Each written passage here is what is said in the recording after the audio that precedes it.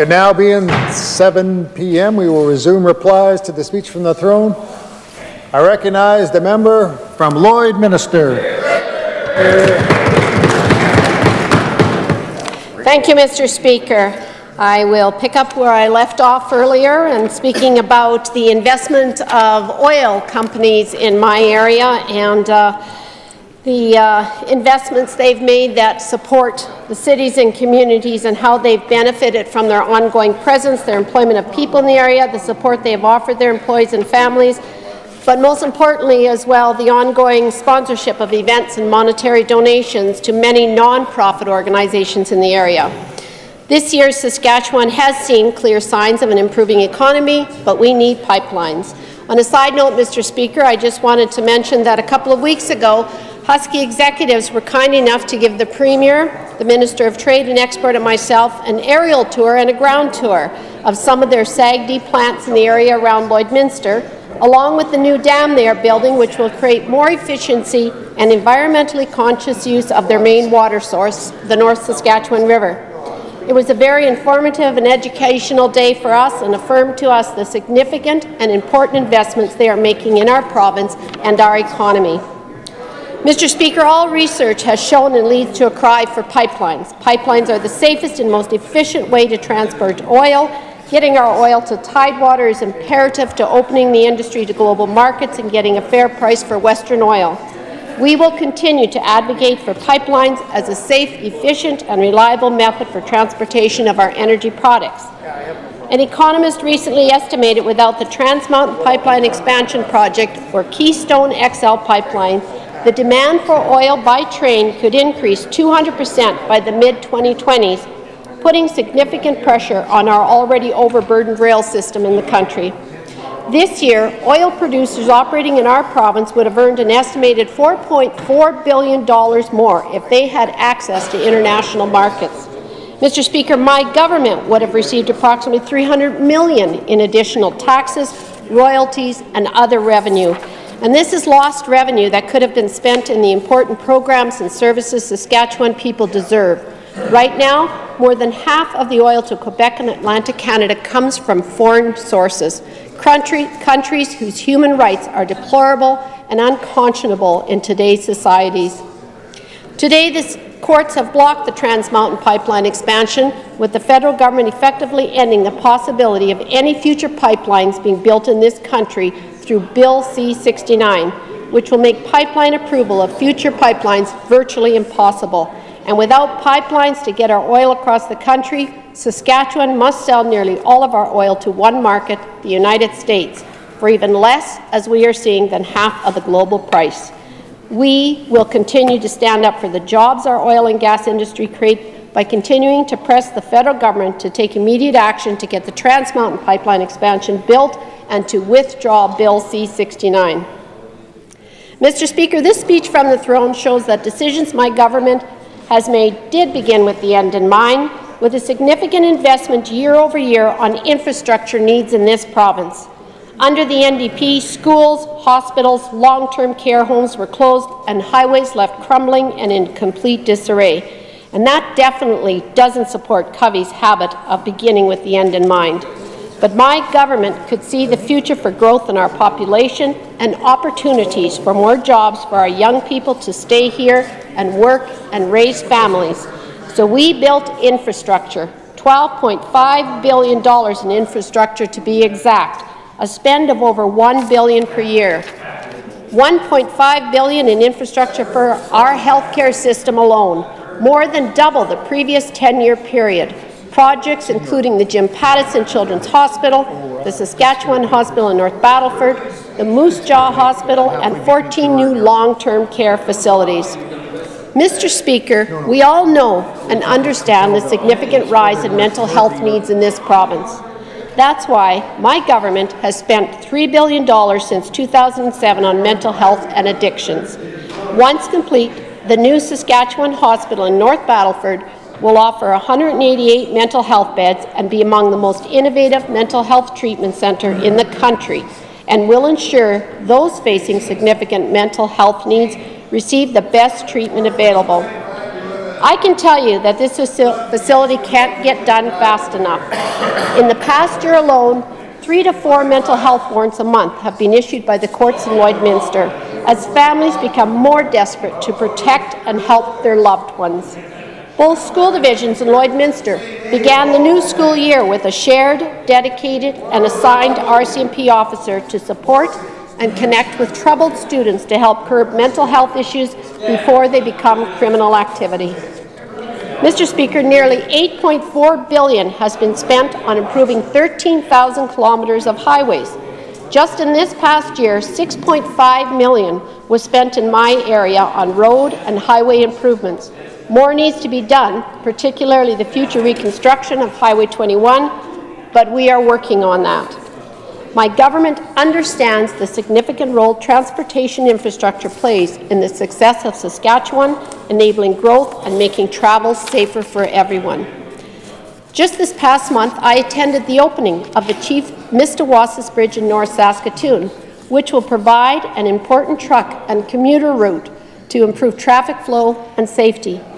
We've also repaired or replaced 275 other bridges since 2007. The new interchanges at Warman and Martinsville, two of the fastest-growing communities in Saskatchewan, will be open this fall, and the overpass was just opened this past weekend, ahead of schedule. Nearly $1.62 billion has been spent to build and repair schools. 40 new or replacement schools and 23 major renovations are completed or in the works. Over half of Saskatchewan schools have had a repair or renovation. $49.6 million has been spent for preventative maintenance and renewal, as well as the giving of emergent funding, a 15% increase over the previous year. Lloydminster Public, Lloydminster Catholic, and Northwest School Divisions in my constituency have all benefited from our government's commitment to begin with the end in mind, and have received increased operating funding, major renovations, and a couple of new schools, all for the benefit of today's and our future generations of learners. Mr. Speaker, real crime has been a topic of much attention in my constituency over the past couple of years. That's why our government took action to make improving safety for the people of Saskatchewan a priority. The implementation of the Protection Response Team took place a year ago, and we are seeing good results from the extra officers. More enforcement visibility, more eyes, and improved response times have certainly helped. Conservation officers and highway patrol officers in my area have assisted with emergency calls, arrests, and takedowns. Drugs and alcohol and gang-related activity are some root causes, and we still have much work to do. We have strengthened our impaired driving laws over the past few years and made some recent changes specifically targeting drug-impaired drivers and those caught driving impaired while transporting children. My government recognizes the benefits regional policing services provide our communities and will be amending the Police Act to enable rural communities and municipalities with populations under 500 to join regional police services. Mr. Speaker, my government also recently undertook a process of public consultation on trespassing laws and will be introducing legislation to better address the appropriate balance between the rights of rural landowners and members of the public. I know many in my area welcomed the opportunity to share their concerns, stories, and provide input. Mr. Speaker, more First Nations and Métis students have the opportunity to attend and graduate from Saskatchewan's post-secondary institutions. The number of credentials awarded to First Nations and Métis students has increased 35% since 2013. Our government implemented and has supported work readiness, youth and adult training courses at many of our colleges. I recently sat in on the Lloydminster's 5th Indigenous Economic Summit and heard how many of the First Nations and Métis students that are in the Hoot and STEAM ticketing programs at Lakeland College are being connected with and employed in the oil and gas industry. This is great news for employment in our province.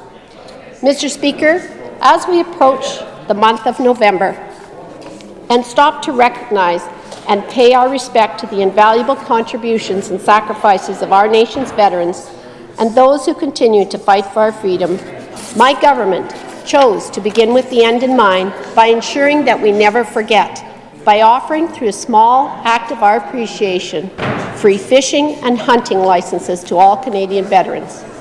My dad was a veteran, and as a flight engineer flew many bombing missions during the Second World War. He passed away a couple of years ago, just before his 96th birthday. After the war, he came back to Saskatchewan, where he was born, to farm, marry a Saskatchewan-born school teacher, and raise 11 children. He worked hard, but he did love to fish when he had the opportunity. He helped me catch my first fish off the shore at Echo Valley, near Fort Qu'Appelle. He took me fishing up north to Big River, Isle La Crosse, and La Ronge. We fished at Pike Lake, Blackstrap, Candle Lake, and he even helped me catch and clean a mess of perch out of the lake in Moose Mountain Provincial Park. I truly enjoyed that time with him and will always treasure those memories. Mr. Speaker, this weekend, I will be participating in a special ceremony in Lloydminster called No Stone Left Alone. No Stone Left Alone was launched in Edmonton in 2011 by Maureen C. Bianchini Purvis in recognition of the sacrifice of the Canadian men and women who have lost their lives in the service of peace at home and abroad. It became her mission to see that one day all the soldiers' headstones would have a poppy placed in their honour, and the ceremony would resemble the idea of Flanders Fields, where the poppies grow row on row. No Stone Left Alone has grown from one cemetery in Edmonton in 2011 to 101 cemeteries across Canada in 2017, including the first ever ceremony in Krakow, Poland. Mr. Speaker, I'll wrap up with a quote from a gentleman by the name of John Dooner, president of McCain Erickson Advertising Worldwide, who in 2000 secured a marketing partnership with Coca-Cola. He said, "You only get to be the best if you're the one with the clearest vision." Mr. Speaker, I believe my government has the clearest vision for this province. We did begin with the end in mind, and the end is still a long way off. Do we have more work to do? You bet, but we are up for the challenge. We will continue to make investments in infrastructure, healthcare, and social programs while still managing our finances, paying attention to debt, balancing the budget, and supporting our businesses and economy so that the quality of life we create for our children and our families is the best it can be now and into the future. Mr. Speaker, although the opposition may think there was nothing exciting or new in this speech from the throne, I believe this speech from the throne was just a reminder to the people of Saskatchewan of the good work that has been done on their behalf, the work we are doing, that which is yet to come on their behalf, and more importantly, it shows the strength, courage, vision, and tenacity and heart my government has to continue leading this province. We will always stand up for the people of Saskatchewan, and we will continue with our clear, strategic, and comprehensive path forward to ensure that future generations of this province are as proud as my colleagues and I am to call Saskatchewan home. I will not be supporting the amendment put forth by the opposition, and I will be supporting the speech from the throne. Thank you. I recognize the Minister, Advanced Education. Well, thank you very much, Mr. Speaker. I would like to begin by formally welcoming the new member from Regina Northeast. I also want to congratulate my colleagues, the new Minister of Highways and the new Minister of Agriculture on their respective new roles, as well as the member from Saskatoon University who assumes the role of our caucus chair, Mr. Speaker. As is customary, I would like to begin with a couple of thank yous. Firstly, to thank the good people of Regina University who put me in this seat, and it's really my sincere hope that they feel that they are very well represented in this place. I'm also able to do this job to the best of my ability because I have a very strong group of people who support me. I've thanked my Chief of Staff, Tessa Ritter, and my constituency assistant, Wendy Ward, many times for their ongoing support, and I do again now. However, I would also like to thank Linda Storty for stepping in at my constituency office to help out and going above and beyond. And Mr. Speaker, I believe that I have, and I know my colleague beside me might disagree, but I have the best ministerial office staff, I think, in the whole building. Every single day when I walk into this beautiful historic place, I feel blessed to work with Michelle and Dawn, who keep me on task and on a daily basis do some small act of kindness like say, "Hey, Minister, have you eaten?" Ashley, whose attention to detail on the comm side is really unrivaled, and Kirsten, who has a positive and upbeat disposition. These ladies are a fierce team, and I'm really blessed to have them. I also want to thank Mark, Tammy, David, and their teams in Advanced Education, Wes, Carrie, and their team at Innovation Saskatchewan, and Mari and Jackie at the Status of Women Office for their professionalism and the really great working relationship that we share. And most of all, Mr. Speaker, I want to thank my kids, Cayman and Montana. My kids had the benefit of a mom who kind of worked a previous career at the university around their schedule, and so we developed a really close bond. And I had the privilege of being there for them for every sporting event and school commitment for many, many years. This has changed a bit since I got elected, as some of my colleagues will know. And while I work to get to as many games as I can, there's no question that the demands of our job has had an impact. Luckily, they are teenagers with cars and jobs and a social life, and sometimes they don't want me around all that much. But there's no question that this has been an adjustment for our family, and so I'm really grateful for the ongoing support that I get from them, and despite some bumps in the road, I'm pretty proud of the people that they've become. Both are very high-performing students and high-performing athletes, and people with good hearts, even if sometimes the state of their bedrooms would qualify for a season of hoarders. Now, with all the niceties addressed, Mr. Speaker, I'm feeling a little punchy today, and so I want to get to the issues at hand. Yesterday, the Leader of the Opposition asked, "When will the Premier get to work?" Now, Mr. Speaker, I generally sit quietly in my seat, but I almost laughed out loud at this. Our Premier has an exhausting schedule of constituency events, meetings, public appearances and speeches, trade negotiations, and economic lobbying efforts that outpaces any of us, because he is very committed to engaging with the people of this province at every single opportunity he can. Frankly, I doubt the Leader of the Opposition could keep up with the Premier's efforts to engage people all across this province on his best day, and certainly not from a skateboard. But not only that, Mr. Speaker, but to ask the question, in the context of challenging the Premier's efforts to establish trade agreements on behalf of the people of this province, as the new so-called critic for the economy, Mr. Speaker, speaks to exactly how out of depth the member opposite is on this very, very important file. We export 70% of what we produce in this province, Mr. Speaker. 70%. So, of course, the Premier of the province is focused on building trade agreements for our export markets, both interprovincially and internationally. Open access to markets through our trade agreements and Saskatchewan's ability to constantly add value and innovate to be globally competitive is fundamental. How else does the Leader of the Opposition think we pay for things like the 284-bed state-of-the-art Saskatchewan Hospital in North Battleford, which will help address significant mental health needs in this province? How else does the Leader of the Opposition think we pay for things like the Jim Pattison Children's Hospital, or the take-home naloxone kits for opioid addiction, or universal drug coverage for HIV medications? Surely, the Leader of the Opposition values these investments and understands the critical connection between growing the economy and investment in the quality of life for people. We don't just grow the economy for the economy's sake, and never have. The history of our hinterland economy means that we are often at the mercy of forces outside of our control, and it has been the job of governments over the history of Saskatchewan to find ways to effectively lobby and build workarounds to adjust.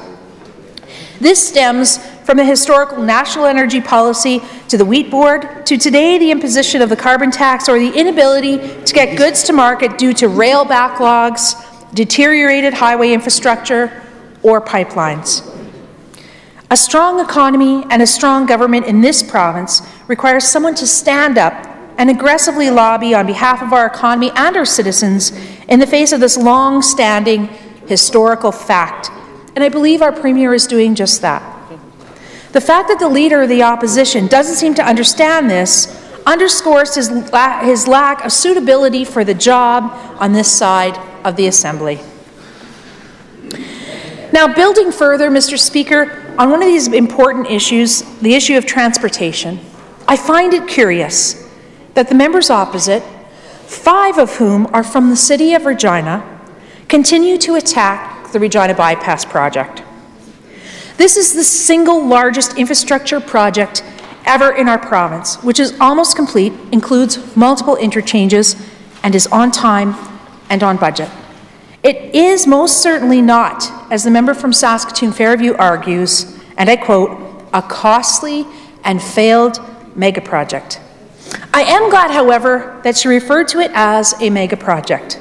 It includes 12 overpasses, 45 kilometres of new 4-lane highway, 21.4 kilometres of resurfaced 4-lane highways, almost 55 kilometres of new service roads, and the twinning of about 5 kilometres of Highway 6.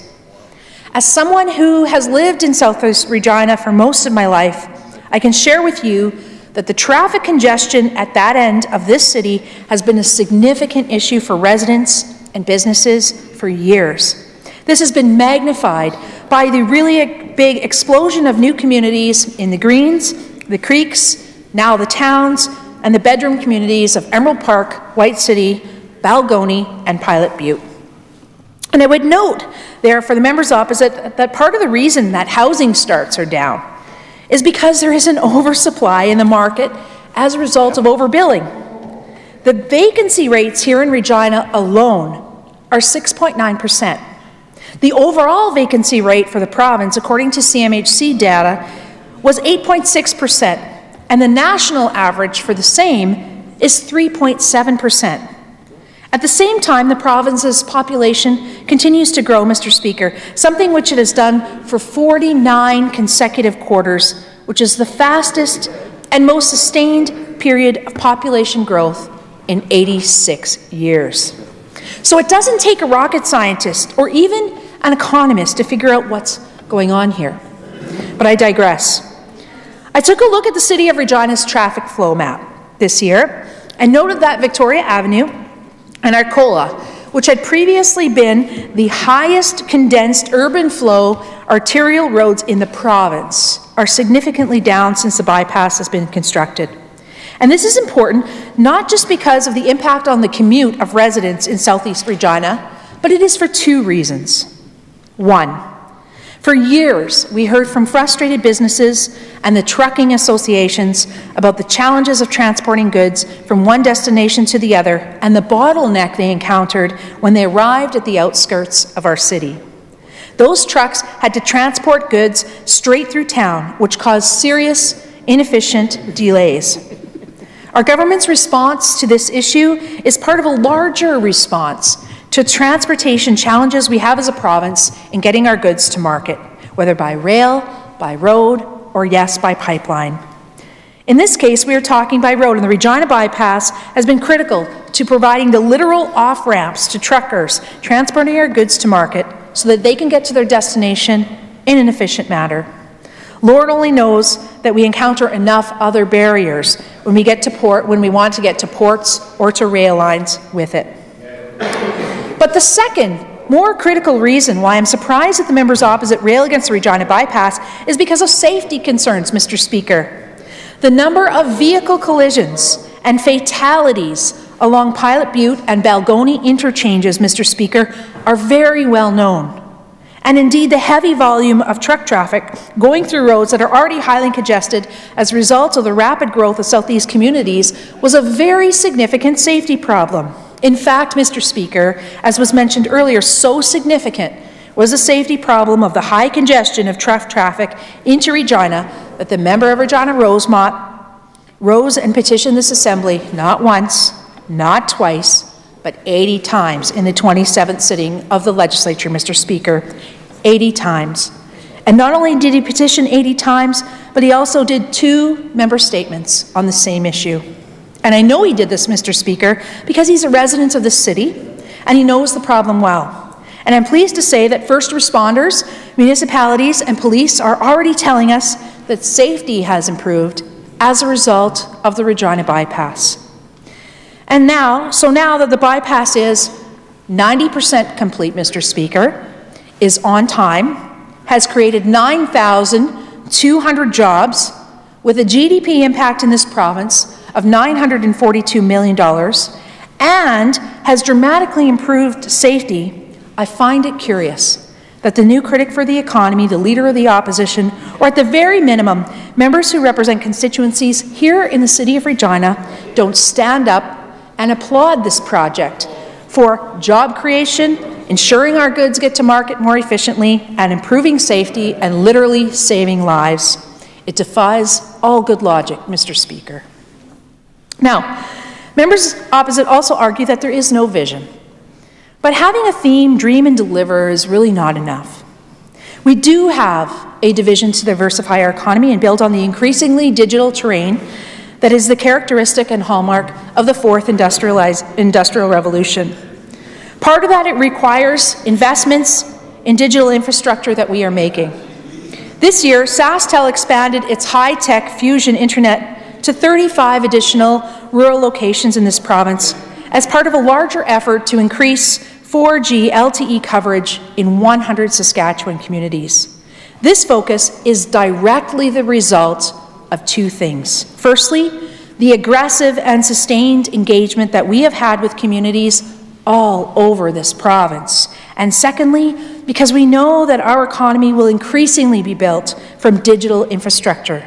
Much of what is already being led by innovators in our agricultural sector in things like dock technologies, autonomous tractor, for example.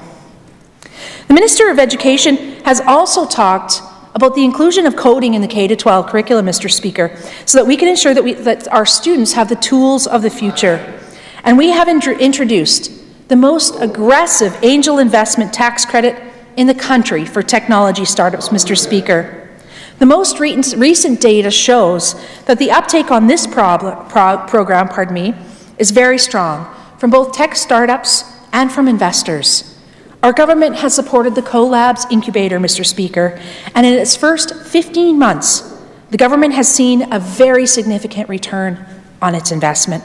52 startup companies have received programming support and over 800 hours of mentorship, and as a result, over $5 million in private investment have been leveraged and secured by those very same companies. We are working hard to grow our entrepreneurial ecosystem, Mr. Speaker, and to create opportunities for innovation so Saskatchewan can be the disruptors and not the disrupted. Of the major global disruptive trends in innovation, artificial intelligence, genomic research on both the plant resilience side and also on the health side, in advanced robotics, additive manufacturing, and both agricultural and precision healthcare, I'm happy to report that Saskatchewan is delivering through our sector entrepreneurs, industry leaders, and post-secondary researchers. You know, I recently had the opportunity to attend and make interventions on behalf of Canada at the Council of Ministers of Education Canada talks for the G20. And I'm so proud to say that Saskatchewan's vision on pathways, on innovation, on the role of education and linkages to the economy are in line with global thinking on these issues. And I'm so excited to realize the next few years of this government as we move forward on many of these fronts. Now, I think it's well known that I got involved in this party, Mr. Speaker, because I saw the investments that this government was making for people with disabilities, for women fleeing domestic violence, and for providing an environment where young people saw opportunities to grow and to pursue their dreams. 3/4 of all of our government expenditures go towards initiatives that directly impact the quality of life of people here in our province. We grow the economy so we can actually help people, Mr. Speaker.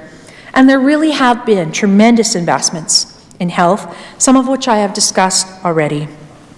But what I think I'm most proud of are the investments this government has made on the issue of domestic violence.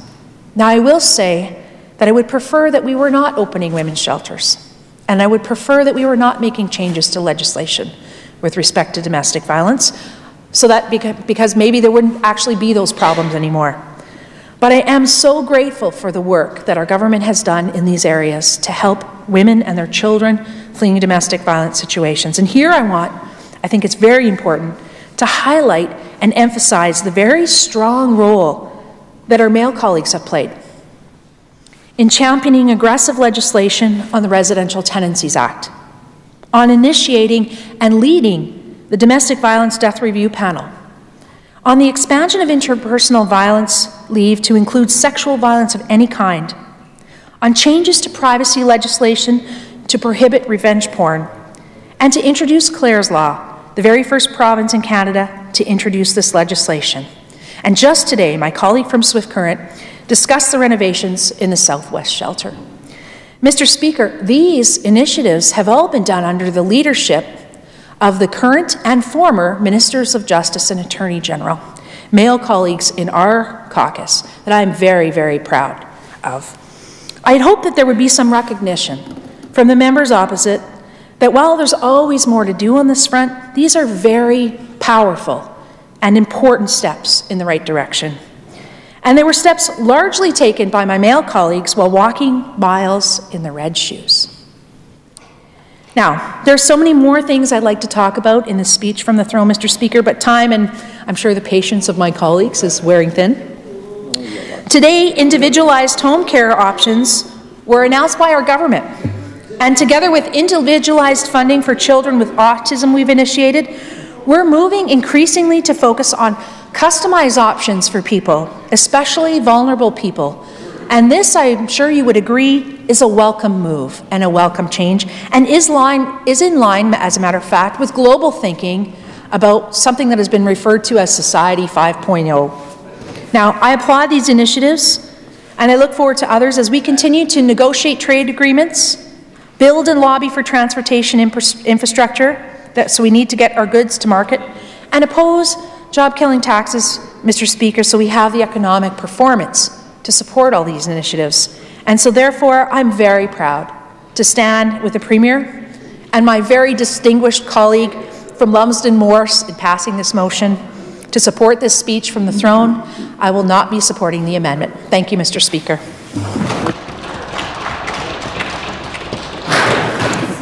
Recognize the Minister for Crown Investments Corporation. Thank you very much, Mr. Speaker. I do appreciate the opportunity to rise to speak to the speech from the throne, and it is truly my honor, Mr. Speaker. Mr. Speaker, I would like to firstly thank a few people, as is tradition. I have a few people that I'd like to thank, and first and foremost is my wife, Fran, who's constantly by my side, in theory anyway, when I'm down here. I mean, her and I used to work side by side at our business for almost 20 years. Our offices were next to each other, and now being down here and being apart like this, it's very difficult, and very difficult for both of us because we're so used to being together and side by side. And so we do talk a lot, quite a bit on the phone. Every night we talk probably for an hour on the phone, and just to catch up on the day, and because we're so used to talking to one another. But she is the love of my life, and I'm so grateful to have her, and so grateful that she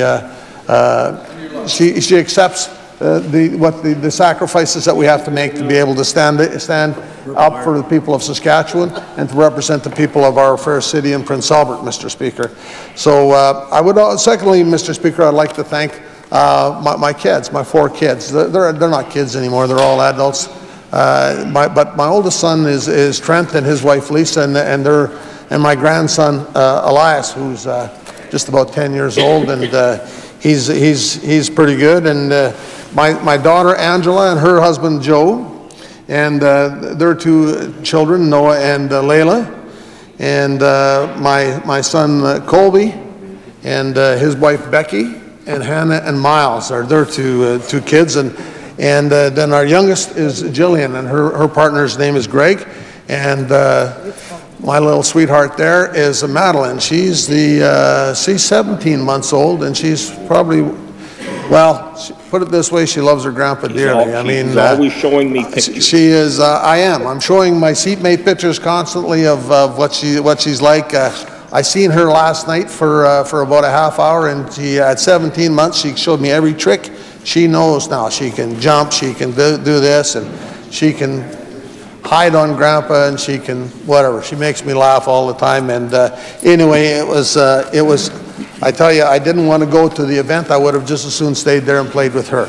So that's how much that's how much fun she is, and she is that always, and she has been since she was a baby. When she was a baby, and when I was around, if she was tired, wanted to go to sleep, she would only come in and go to sleep on Grandpa's knee, and didn't want to have anything to do with anybody else. Anyway, you know, all my grandchildren are beautiful, and I love them all. And they're all treasures, and as they grow up and they get a little older, and they're wonderful to have, because you can do so many other things with them, and they're great. So, but those are the six people that I do a lot of the work that I do for. I mean, my 4 kids plus the 6 grandkids, and then my wife. Are a lot of things that I have. The reason why I have passion for the fight against impaired driving that I do. But some of the other folks, Mr. Speaker, that I'd like to thank would be my CA, Joy Shawaga in Prince Albert. She's been with me since I was elected. She worked for me many years ago in another business that I had. Fabulous. People love her all the time. They would rather deal with her than me, and I don't blame them. But she's very, if she says she'll get back to you by 2 o'clock, she's back to you probably by 1:50. So she's excellent. I know she'd probably even help out the member from Athabasca if he phoned, and that's how good she is. So we have and probably have some other good people that I'd like to thank, Mr. Speaker, as the staff in my office. My chief of staff is Angela, and she is a great researcher and been around the legislature for some time, and does a great job for me, and we're happy to have her. I have a new young ministerial assistant. His name is Dane, and a young fella that is going to be excellent. He's good now, and he's just learning, and he's going to be even better.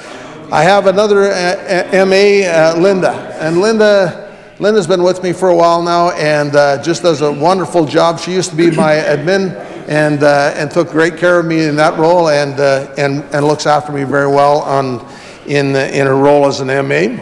And then my admin is Shelley, and Shelley's been around with us for a long time, and Shelley Duke is her name, and in fact she's very close to retirement. She'll probably retire here sometime over the winter or early in the spring, and but she does a wonderful job, and she knows what I'm thinking and need before I even do it. She totally has my back. A few of the other people, Mr. Speaker, that I'd like to thank are my officials over at SGI, and SGI, and there's a number of them over there. Andrew and Penny, Quay, Don, Barb, Kim. They're awesome people. They work very hard over there, and they have passion for what we're trying to get done here in improving safety on the highways in Saskatchewan, improving safety from distracted driving and impaired driving. And they're excellent people in working for that, and they have that passion for it, and they're thrilled to do it. They have won awards here in the past year for some of the work that they've done, and I'm very, very proud of them. As well, I'd like to thank the folks at CIC. Blair and his team of people have done a fabulous job for me. They're always there with the information that I need, and I thank them. I thank them very much for they do. Mr. Speaker, and some may know, and I know at least one member on the opposite side who I've worked with quite well in the past. Used to be my critic, and is no longer, Mr. Speaker. But we have worked together well on the impaired driving file, and it's a very passionate thing for me, Mr. Speaker. Last year in 2017, the numbers are in, Mr. Speaker, and overall safety on our roads, Mr. Speaker, we had only 102 deaths. Well, 102 deaths is 102 deaths too many on our highway, Mr. Speaker. That is the lowest number of deaths in this province on our highways since 1954. That's the lowest number of deaths on our highways since 1954. And Mr. Speaker, at 1954, there was maybe half the cars that there is on the road today. Half the number of drivers, half the number of cars, and that number, Mr. Speaker, that goes a long ways to saying that we're on the right track, that we're doing some good things when it comes to preventing deaths and injuries on our highways, Mr. Speaker. And Mr. Speaker, one other number here that's of note and I'm very proud of. I'm very proud of the staff that have worked on this, Mr. Speaker, and that's the number of deaths from impaired driving, due to impaired driving, Mr. Speaker, from alcohol. Alcohol-related deaths on our highways, Mr. Speaker, declined in 2017 over the same time period in 2016 by 40%, Mr. Speaker, 40%. That is a significant number, Mr. Speaker, of deaths. That was still 39 deaths, and that's 39 too many, Mr. Speaker. We have to continue to work extremely hard to fight this battle on impaired driving, Mr. Speaker. We do not want that number, that decline, that number of 39 to be a blip on the chart. We want that number to continue to decline every year with a goal of 0, Mr. Speaker. To that end, Mr. Speaker, the staff have worked very hard at SGI and my team here in the legislature, Mr. Speaker, with various campaigns. We've worked very well with awareness campaigns, Mr. Speaker, and that's one aspect of working towards getting those numbers and keeping those numbers down. 3 of the campaigns that we have is the People Shouldn't Disappear campaign, Mr. Speaker, and that was an extremely effective campaign where it showed pictures of families, and then all of a sudden one of those family members that was killed would disappear, Mr. Speaker, off there. And that was from families all across the province, Mr. Speaker. In Prince Albert, it was like Ben Darchuk, who I knew, Mr. Speaker, and he was tragically killed by an impaired driver. So he was lost to his wife and his 2 daughters and his son, Mr. Speaker, and all of a sudden he's gone. He was a very good man. I knew him. He was a friend of mine, Mr. Speaker. And then there's a Vandervoorst family in Saskatoon that was tragically killed, Mr. Speaker. 4 people, and they were part of this campaign, Mr. Speaker. As well, Mr. Speaker, we had the Wingman campaign. Now, the Wingman campaign was about, be a good friend, be a good wingman. When you go out, don't let friends drive impaired. And I think that's a crucial lesson, Mr. Speaker, and that everybody should adhere to. Is, if this is a friend, don't let them drink and drive, Mr. Speaker. So. Both those campaigns, Mr. Speaker, won international awards. They won national and international awards for the quality of advertising that they were and the effectiveness of those ads. Now, the most recent awareness campaign, Mr. Speaker, was the Knock on the Door campaign. Now, the Knock on the Door campaign, again, it showed the effects on a family of a mother, in this case, that never come home. A husband talks to her on the phone, and yet she had to work late. She's coming home. He gets the kids ready for bed. And all of a sudden, Mr. Speaker, to the door comes this knock on the door. And it's 2 police officers, and they advise him that his wife has been killed by an impaired driver. Now, in that ad that's on the TV, that's actors, Mr. Speaker. But I've talked to many families that have experienced that. And we and my officials at SGI have met with these families. And that was the common denominator. They all talk about that knock on the door, that very instant. When the police knocked on the door, they opened the door, and their lives have changed forever. Forever. One individual, he told me that he got that knock on the door. He didn't want to answer the door. When he looked outside first, he seen the police car there and said, one of our kids has been killed. And then he went downstairs and he did not want to answer the door. He knew that it was. And his door, he said, had one of those metal knockers. And so the police knocked with this metal knocker. So after that, in the weeks following that tragedy, and the months following that tragedy, he said, where I sat, if I sat at the table or in the living room, I could see out the window, and I could see if somebody was coming to my house. He says, and I would run to the door so they wouldn't knock on the door. And that was like, oh, that hits home very hard. He said within 6 months after the accident, he actually had to have the door system replaced because he couldn't take the sound anymore of that particular knock.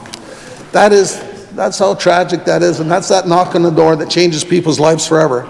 And all you got to do is talk to any one of these people for 5 seconds, and you know that you have to do something to help prevent this, Mr. Speaker. It's quite the thing.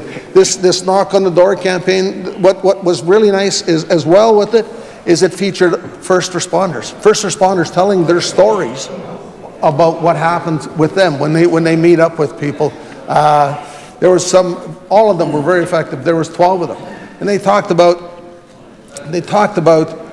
various things. One was about the coming across the accident scene and being the first responder there, and looking in the car, and you're seeing a baby seat in the car, and you're seeing the toys in the car, and you're preparing yourself for what you're going to find. And I just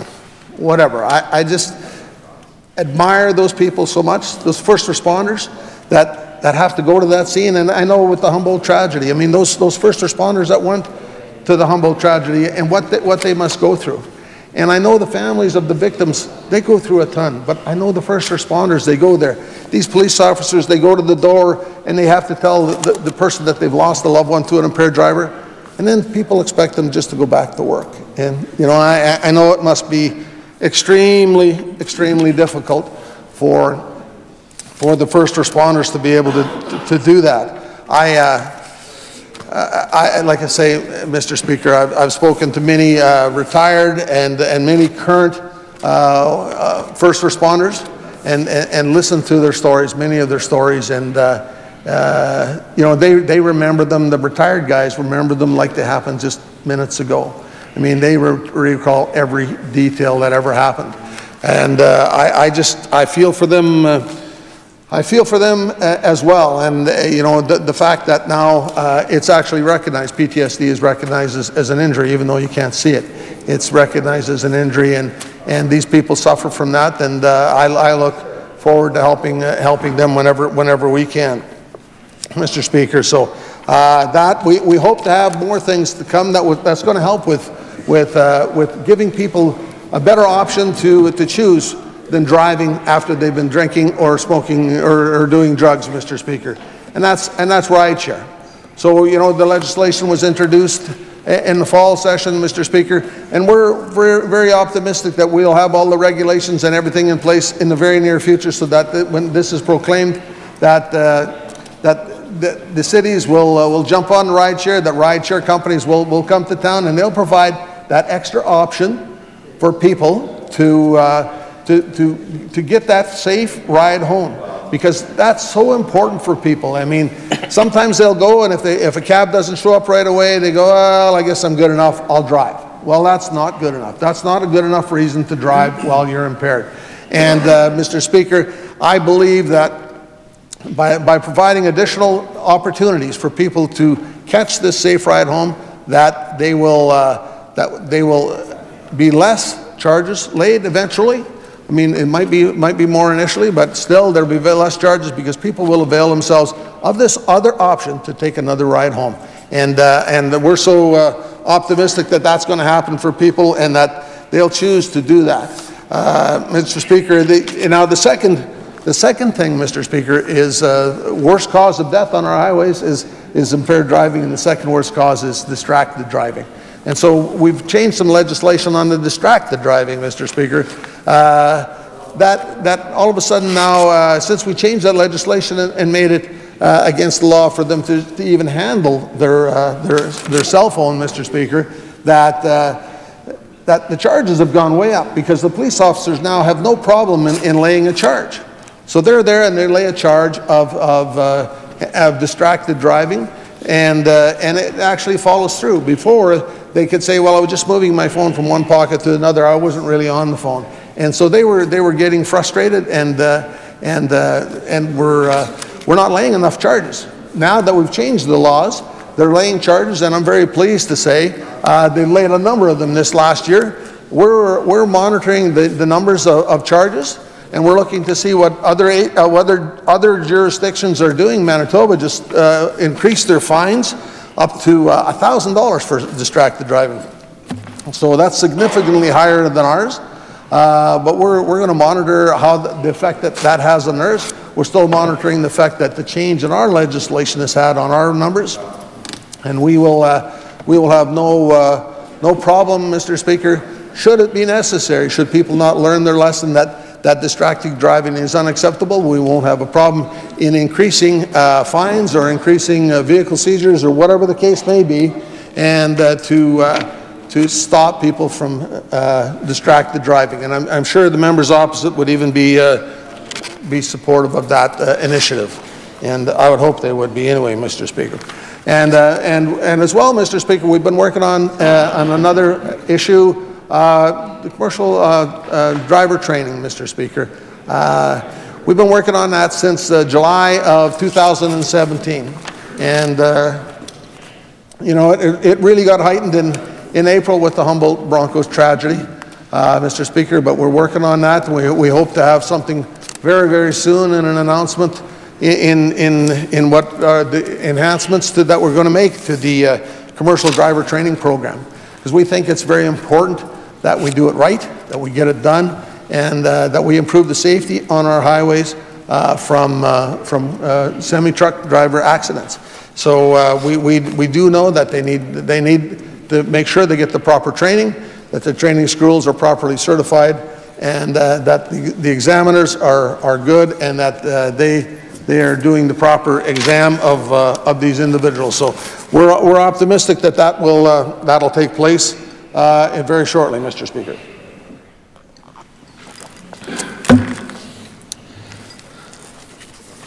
A couple other things, Mr. Speaker. I'd like to talk a little bit about, you know, our city of Prince Albert. I mean, Prince Albert's a great city. We moved there in 2000. We started our business there in 2000 and expanded to quite a large size.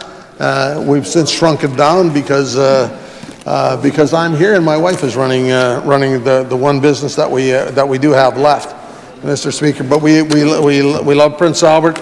It's been very good to us, and we think it's a great city, and it's a great gateway to the north.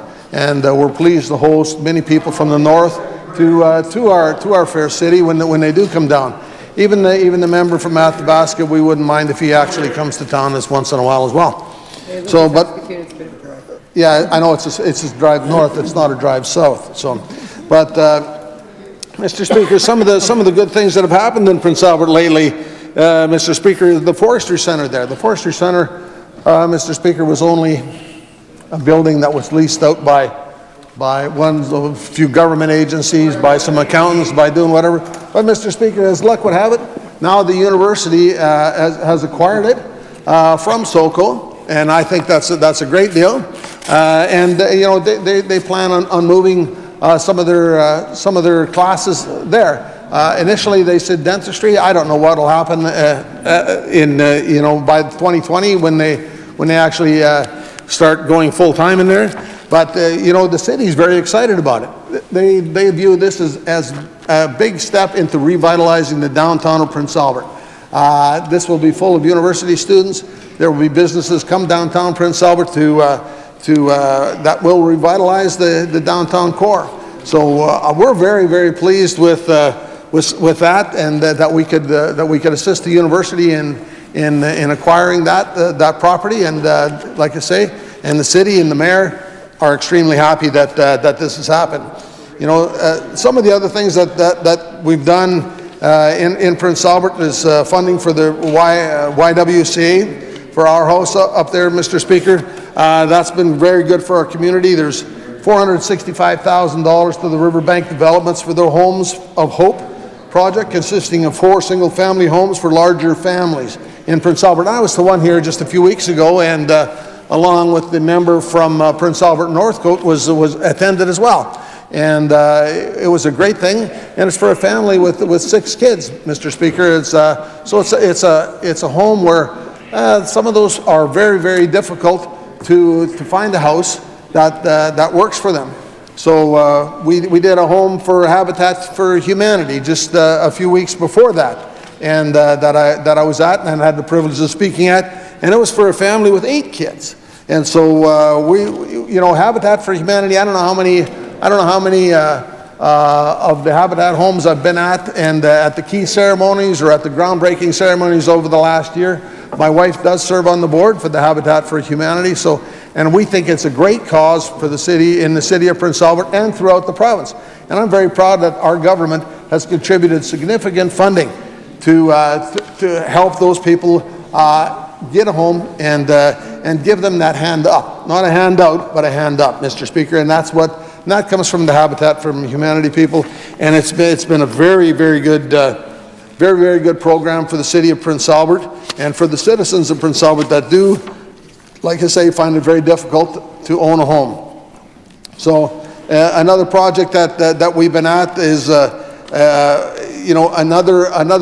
home for the challenged, mentally challenged people. We just were at a groundbreaking ceremony here a few weeks ago. I mean, it seems like we're doing one a week, which is great news that we're there constantly, and it's for 6 units at one location for people that have mental challenges. And I was very pleased to represent the Minister of Social Services at that groundbreaking ceremony for this very valuable home. And we were at one last fall as well for another 6-unit facility that was just down the street from this one. And it's been a great for the city of Prince Albert to be able to have these facilities, and funded by a combination of CMHC and the province of Saskatchewan, and it's a great facilities for those people that need it. Like I say, and the Habitat for Humanity has been a great organization in Prince Albert, and the number of homes I think is nearing a dozen that they've had over the past year. So that's an excellent program. Another real positive announcement just last week, actually, Mr. Speaker, was the Star Orion South Diamond Mine, and that's a project that could develop into 750 jobs in the area, and it's a diamond mine out in Fort Alicorn territory, out in that area, and so the environmental assessment approval process, while it was long, it was thorough, and it was completed and approved, and we're optimistic that program, that project will go forward, and which will be a great boom for not only the city of Prince Albert, the city of Nipawin, but the First Nations around also that live around in that area, and the other smaller communities that live around in that area. So we expect that to be a great boost to the economy, not only of Prince Albert, but of that area and to the province. A diamond mine of that size, I understand it's the largest diamond deposits in the world are right there. So, Mr. Speaker, and it's not just diamonds that you might have in a ring, it's diamonds that are used for cutting, diamonds that are used for many projects, many manufacturing things. So we're very optimistic that project will go ahead. I was very pleased on Friday to be at an announcement as well, on behalf of the Social Services Minister and the Minister responsible for policing and corrections, on a new police and crisis team that is launched in the city of Prince Albert. There's 4 cities that are getting funding for this police and crisis team, where a mental health professional will attend with a police officer to a scene, and where a person that has some mental challenges is involved, and that they can help the police to maybe keep this person that shouldn't be thrown into the criminal justice system because they do have a mental disorder, or because they're having a mental situation, that this mental health professional will be able to help the police, help this individual, and I'd look for a much better outcome than just the police going there and arresting him, or the police going there and taking him to hospital and having to sit there for a couple hours with the individual. This way, with the mental health professional, we're very optimistic. It's been very successful in both Saskatoon and Regina, and on Friday it was rolled out to Yorkton, to Prince Albert, to North Battleford, and to Moose Jaw. And we're very excited. I met with all the folks there that are at the Hub and the Core, which is a model for policing and for community mobilization in the province and in North America. Actually, Prince Albert was founded this system of Hub and Core, where people are from the community are involved in trying to make things happen. These people were extremely excited with this new police and PACT team, they call it, P-A-C-T team, and that this will work extremely well for people in need, those people that are most vulnerable. It's about helping people with mental challenges. And that was a total funding of about $1 million, Mr. Speaker. So we're very excited that we have that. You know, another nice thing we've got going out of there is there's been 2 new bus services, both start up out of the fair city of Prince Albert. One is KCTI. And KCTI is working from L'Orange to Prince Albert. And now they're expanding their business, not only doing that, providing bus service from Prince Albert to L'Orange and back, but they're going to expand and go from Saskatoon, Prince Albert, and Edmonton. So they'll be covering off some of those routes there that with the Greyhound shutting down, that they'll be covering off that route. And they've been providing the services, like I say, from L'Orange down here, down to Prince Albert and down to Saskatoon. So that's been a very, very good success story, and they're doing very well, and they're very pleased with the business as it's progressing. You know, and another bus service that, again, another individual from Prince Albert, I'm very, very proud of, that started Rider Express. Now Rider Express comes in the province, and they go Prince Albert, Saskatoon, down to Regina, and they're also expanding their service. There was an article in the paper yesterday, Mr. Speaker, where they were talking about a service they're going to start to provide from Winnipeg right through to Vancouver, and they acquired 5 buses, and these buses were very nice. They even have scenic skylights that people can watch as they drive through the mountains. So they'll have these 5 buses providing regular transportation from Winnipeg, stopping many stops in Saskatchewan and right through Alberta and into Vancouver.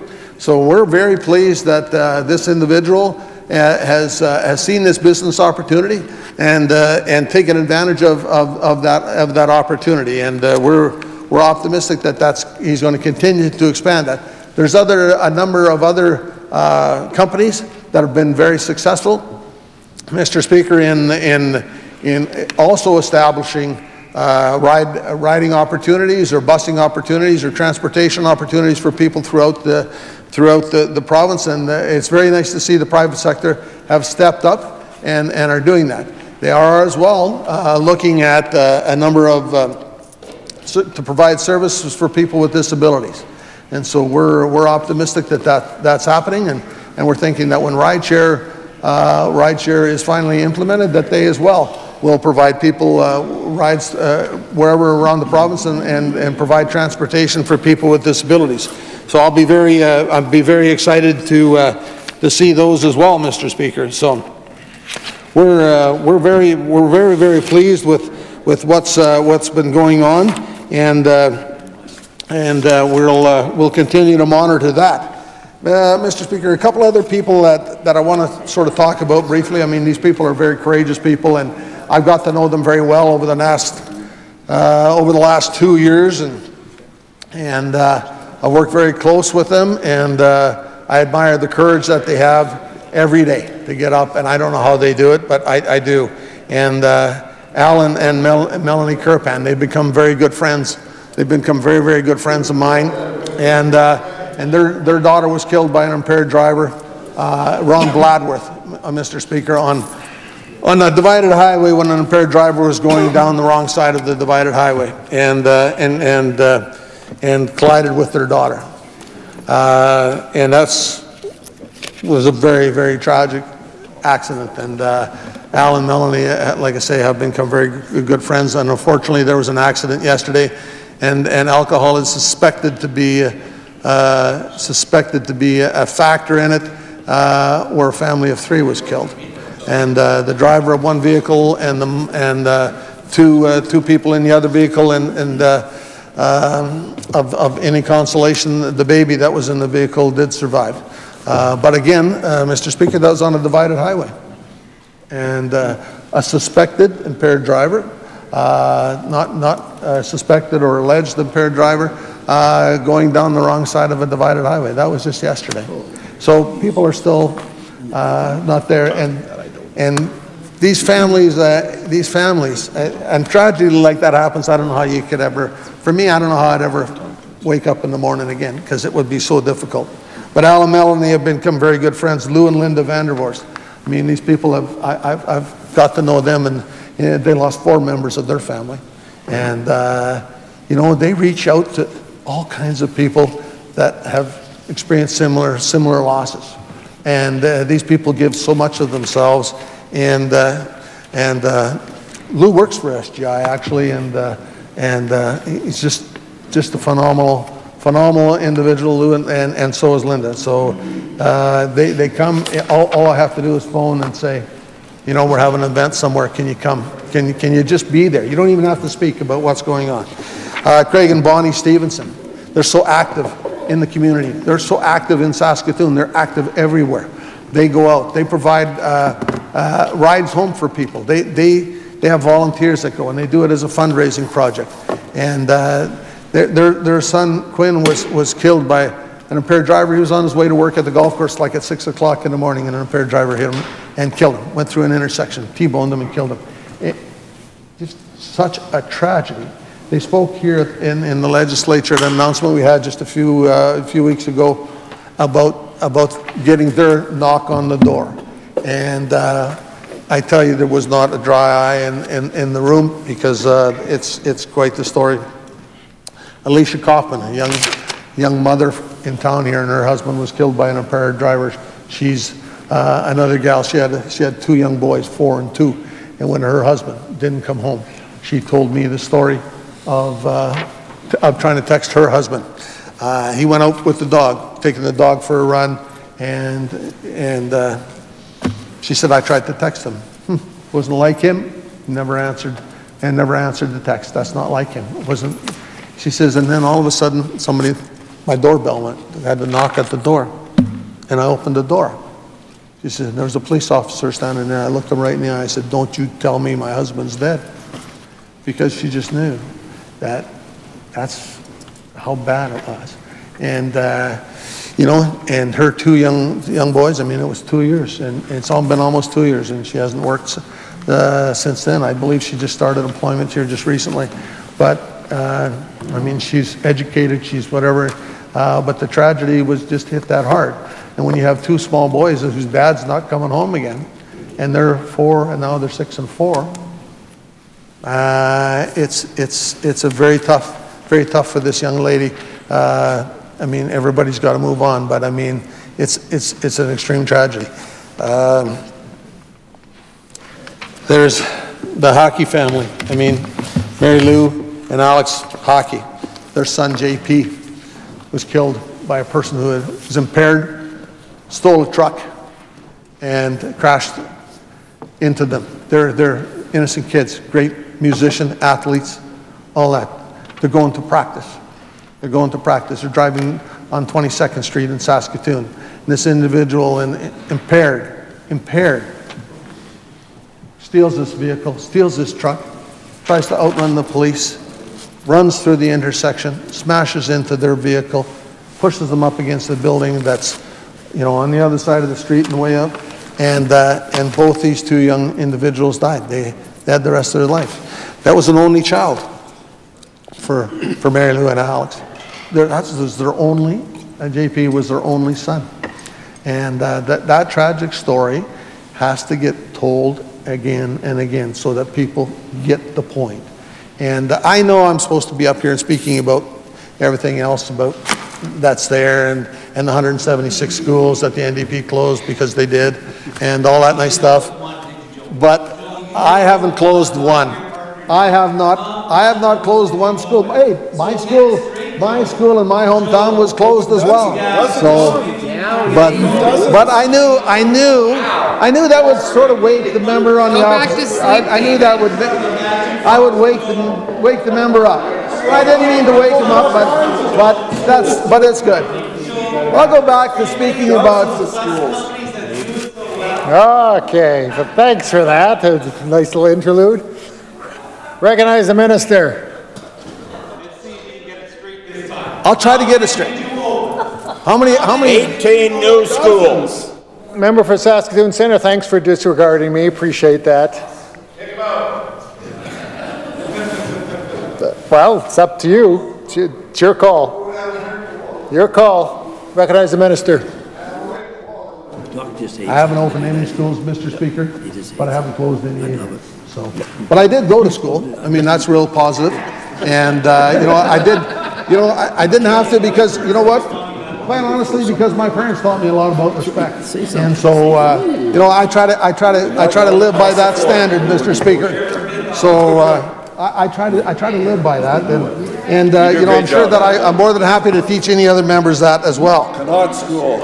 So, Mr. Speaker, I'll go for just a few more minutes here on impaired driving. On impaired driving, I won't go on school closures. The little town was called Chelan, and that school got closed, but you can look it up. But anyway, Mr. Speaker, I had a first responder. Give me a couple of their stories, Mr. Speaker. So, being I'm looking up, and it looks like I got a few more minutes to go, and I know the members opposite are anxious to listen to me ramble on. Keep going. So I'll keep going. We don't need to listen to that. But now I wish I was talking about more of these things. But anyway, far more passion here for the fight against impaired driving. Anyway, one of these first responder stories, he gave it to me, Mr. Speaker, it's early Friday morning, and one lone police officer is on patrol, watching for any suspicious, and in particular, possible impaired drivers. The bars are closed, so the possibility of people driving while impaired have significantly increased. The officer noted headlights coming up behind him at what seemed to be a rapid pace. The car went by the police vehicle at excessive speeds. After the emergency equipment was activated, the vehicle continued a short distance and turned off the highway onto a gravel road, but continued at a high speed. A second officer was advised of the direction of travel and was directed to a location to set up a roadblock. As the vehicle approached the roadblock, it slowed down and then at the last second accelerated right at the police vehicle, just missing the officer. Police then followed on the gravel road, not making any attempt to overtake the vehicle. Other police vehicles were in various positions on the highway in the hopes of keeping the vehicle off the main highway and on the gravel road. The vehicle then turned up a bush road and only traveled a short distance before spinning out and getting stuck. Both police vehicles pulled onto the same road and stopped behind the vehicle. As one officer approached the suspect vehicle, the backup lights came on and the vehicle started to move backwards. The police officer went down and appeared like he had been run over. At that same time, a male person got out of the driver's door and began to run off into the bush. Officers arrested the suspect a few hundred yards into the bush, and he refused to identify himself and had no identification. The driver was very uncooperative, and a very strong odor of alcohol beverage was on his breath. Upon searching the man before placing him in a police vehicle, drugs were found in his pocket. He then admitted that he had at least 20 drinks that night and had smoked 4 joints. The man was identified once back at the detachment as a man recently released from prison. He had been in prison for impaired driving after he failed to stop at a stop sign, broadsiding a vehicle, driving on a highway, killing the parents and seriously injuring the children. This man showed no remorse or feelings for his actions. He was again charged with impaired driving and several other offenses and was sent back to prison. The first term in prison for impaired driving did not deter him from driving again while impaired. We were fortunate this time. No one was killed, but the circumstances were certainly there. Mr. Speaker, that's just one of the stories, Mr. Speaker, that I hear from first responders all the time about people they had. I had a person call my office the other day to say, like, I heard that you can get me my driver's license back. The police have taken it over an impaired driving charge. And this individual was like 24 years old.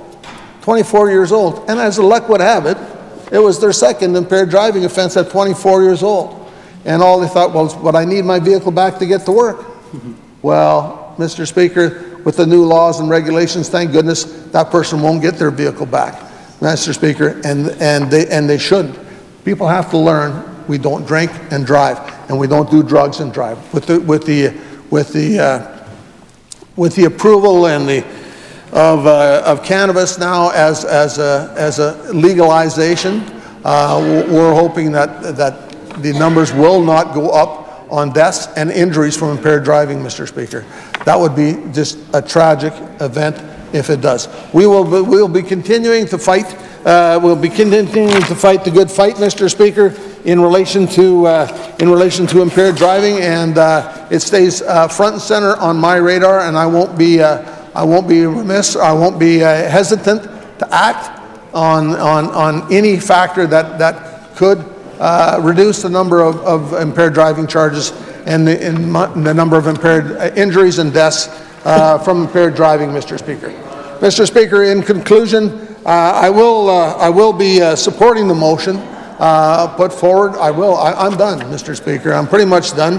I could talk more about schools if you'd like, and school closures. I think David could take it. I don't know. I don't know if he could take it, because I do appreciate that. Doesn't it, David? So, Mr. Speaker, I will be supporting the motion, supporting the speech from the throne, and I will not be supporting the amendment, Mr. Speaker. Thank you very much.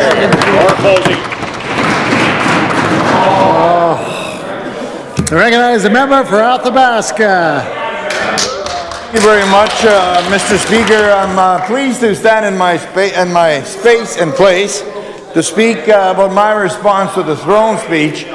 But before I do that, Mr. Speaker, I want to point out that's the first carbon-free speech I've heard in this assembly since we've been sitting, since the days of Brad Wall that created the carbon story, Mr. Speaker, that they had been reveling in for the last number of years, Mr. Speaker, as a distraction, not trying to do anything serious about the carbon price challenge, Mr. Speaker, but they've used it to cover up all the messes that they've created. But before I do that, Mr. Speaker, there's a song in my heart this evening to respond to some of the things that was said previously. But before I do that, I want to say hello to my good dear friend, Mr. Ron Osika, and his wife, Barb. They are obviously watching this in Melville. I want to say that not only was he an accomplished minister of the Crown, he was also a very, very fair and very hard-working police officer, Mr. Speaker. He also served in your chair. So this has been a very, very good friend of mine. Him and his wife, Barb, have been very, very loyal supporters of some of the work that I do, and certainly some of our party does. And I want to say to all of them, that to both of them, that they're certainly in our prayers and our thoughts all the time, and to say that I really miss Ron and Barb being around this building, because he added so much to the history of this building, and he done a great job, him and his wife. They both done a great job in representing Saskatchewan and being true friends over the years that I've served in this assembly. So a big hello to Ron and Barb, and again to point out that it's just not enough time in this world that I wish I could visit with them more. So I hope they know that coming to Regina to visit with us is an open invitation. Now, Mr. Speaker, I listened to the member from Prince Albert, Carleton, I believe, and he spoke about the team, the SGI team, Mr. Speaker. And I can remember several years ago how he glowingly spoke about another team called the STC team, the Saskatchewan Transportation Company team. He spoke about how great they were.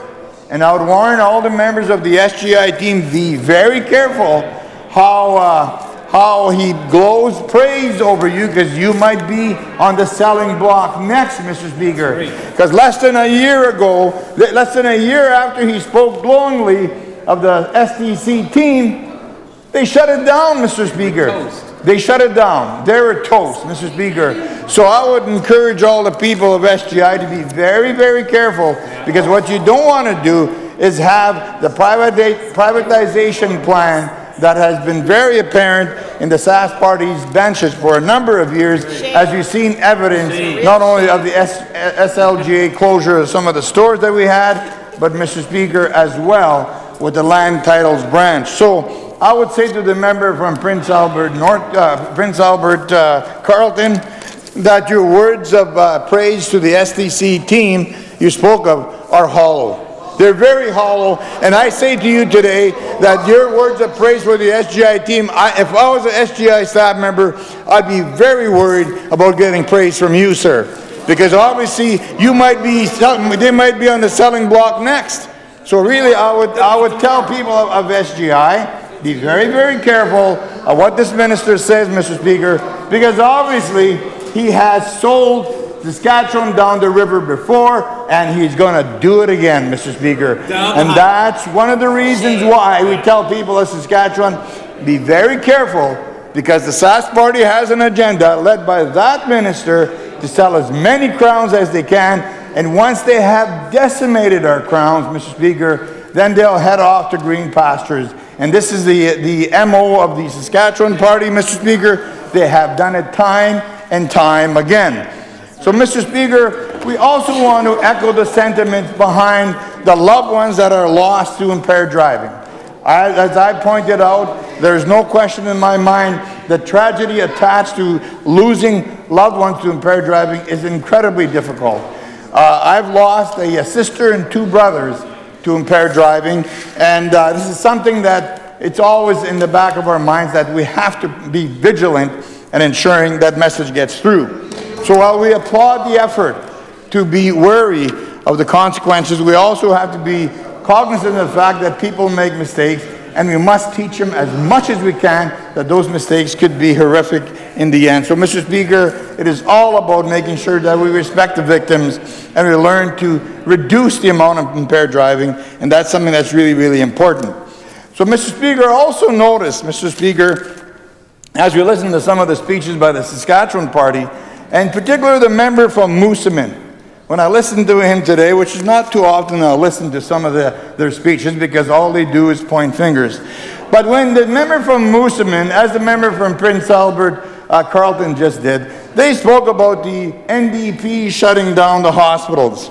So I'd ask those members that always point to the NDP, do you remember Grant Devine? Do they remember Grant Devine, Mr. Speaker? Do they remember that the interest on that debt, compliments of the Conservatives and Grant Devine, when the NDP took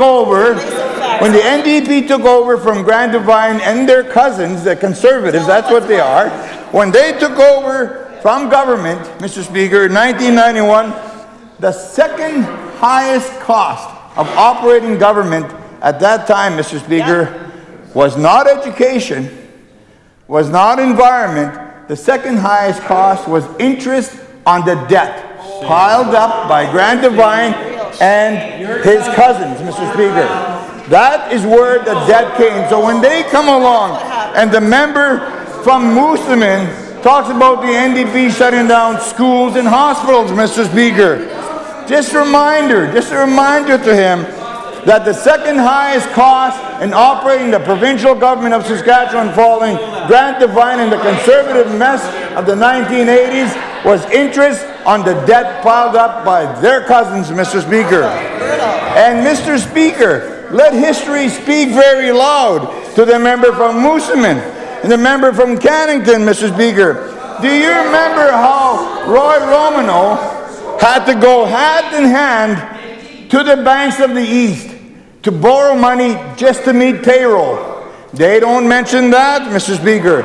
So the member from Moosomin, the member from PA Carleton, the member from Cannington, they do a great disservice when they stand up and they conveniently omit the history of Saskatchewan for their political gain. Mr. Speaker, that is a sham and that is a shame, Mr. Speaker. And as long as we stand here, please tell history to its full extent. Please tell history to the full extent. Conservative governments have driven this province into debt year after year since they've been in office. And Mr. Speaker, this day and today specifically, nothing has changed. They have driven us into debt. Now, Mr. Speaker, I want to talk about the record. This is really important about the record. We're sitting here, Mr. Speaker, after 11 years of Saskatchewan Party rule. And I would encourage the Saskatchewan Party to now come out of hiding. Come out of hiding. You know, like the witness protection program is over. So get your Saskatchewan Party name off the way. Bring back your Conservative name. That's people want to see. The witness protection program has elapsed. You can now assume your rightful title as Conservatives. That's what you always have been and what you've always been. So stop hiding behind the Saskatchewan Party banner and come on out, Mr. Speaker. Come on out from behind that banner and tell people exactly what you stand for and who you are, Mr. Speaker. But let's calm down a bit. They're yelling a bit too much over there, Mr. Speaker. Let's settle down. Let's bring the temperature down in the Assembly just a bit, okay? I want to go on the record. Mr. Speaker, never in the history of Saskatchewan has any government enjoyed the revenues, the record revenues that the Saskatchewan Party has enjoyed in the last 11 years. Never have any government enjoyed the record revenue. But after 11 years, what's the net effect, Mr. Speaker? They had a record tax increase. There wasn't a tax any one of them didn't increase. They looked at every tax they could conceivably find, Mr. Speaker, and they jacked it up. They jacked it up. So they had record tax increases. So I'm sitting here trying to do the math. I'm trying to figure this thing out. And I'm just a northern hockey player, Mr. Speaker. Like, I'm not an economist. I'm not an accountant. I'm not part of any special legislative committee that knows all this stuff. From a hockey player, from a northern perspective, let's see, they've had record revenue, they've had record tax increases, and then I turn around and say, hey, how's our debt doing? Oh, we're going to have record debt. And I'm scratching my head. I said, I was a former mayor of Isla Lacrosse, Mr. Speaker. And I can tell you, if I ran my community like the Saskatchewan Party ran this government or the province, I'd be trounced out of my community, Mr. Speaker. I'd be asking to live at your place very fast. So I'm sitting here thinking, they've had record revenue, now they had record tax increases, and we have record debt. I want to tell the people of Saskatchewan this, very, very important.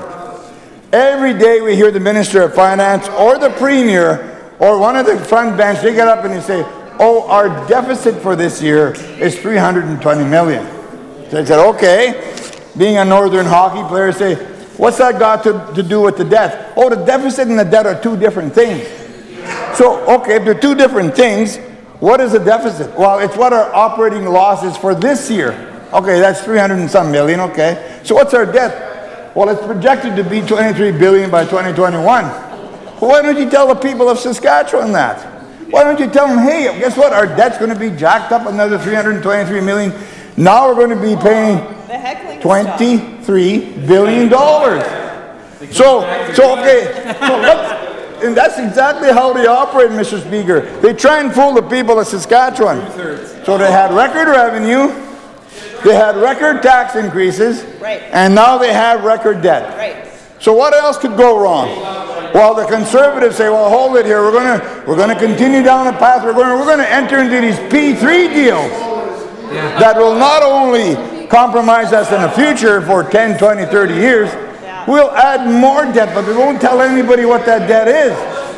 So I'm sitting here saying, well, as that northern hockey player, if you have record revenue, you shouldn't have tax increases, right?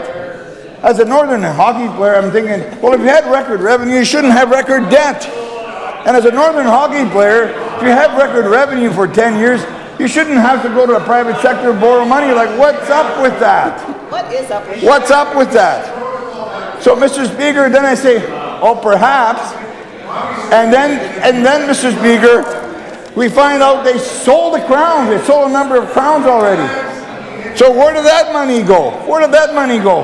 So I'm saying, well, geez, I just can't make sense of these Conservatives, Mr. Speaker. First of all, they hide behind the Saskatchewan Party banner and we say, come on out, guys, come on out. And then now we're calling them out on the debt. Tell the people the truth. The people deserve to know what our state of our finances is right today. And not an inch of any announcement or admission of that debt through the throne speech, Mr. Speaker. That's right. Now, from the northern hockey player perspective, I say, well, maybe they're using all that money to stimulate our economy because the economy's gone down the tank. We're finding a lot of problems. So then I turn to my learned colleagues who are much smarter than me and worldly and know the province better than me. I say, well, did we build pipelines for our oil and gas sector? 1 inch. They said not 1 inch. They didn't build 1 inch. I said, well, aren't they supposed to be conservatives? They're supposed to be doing these things like they always say they are? Well, Harper was only in office for 8 or 9 years. He didn't have time. The former leader, Wall, well, he was so busy trying to solve the world's problem that he didn't have time either. And then the next door neighbor, the Premier of Alberta, Prentice at the time, well, he was busy too.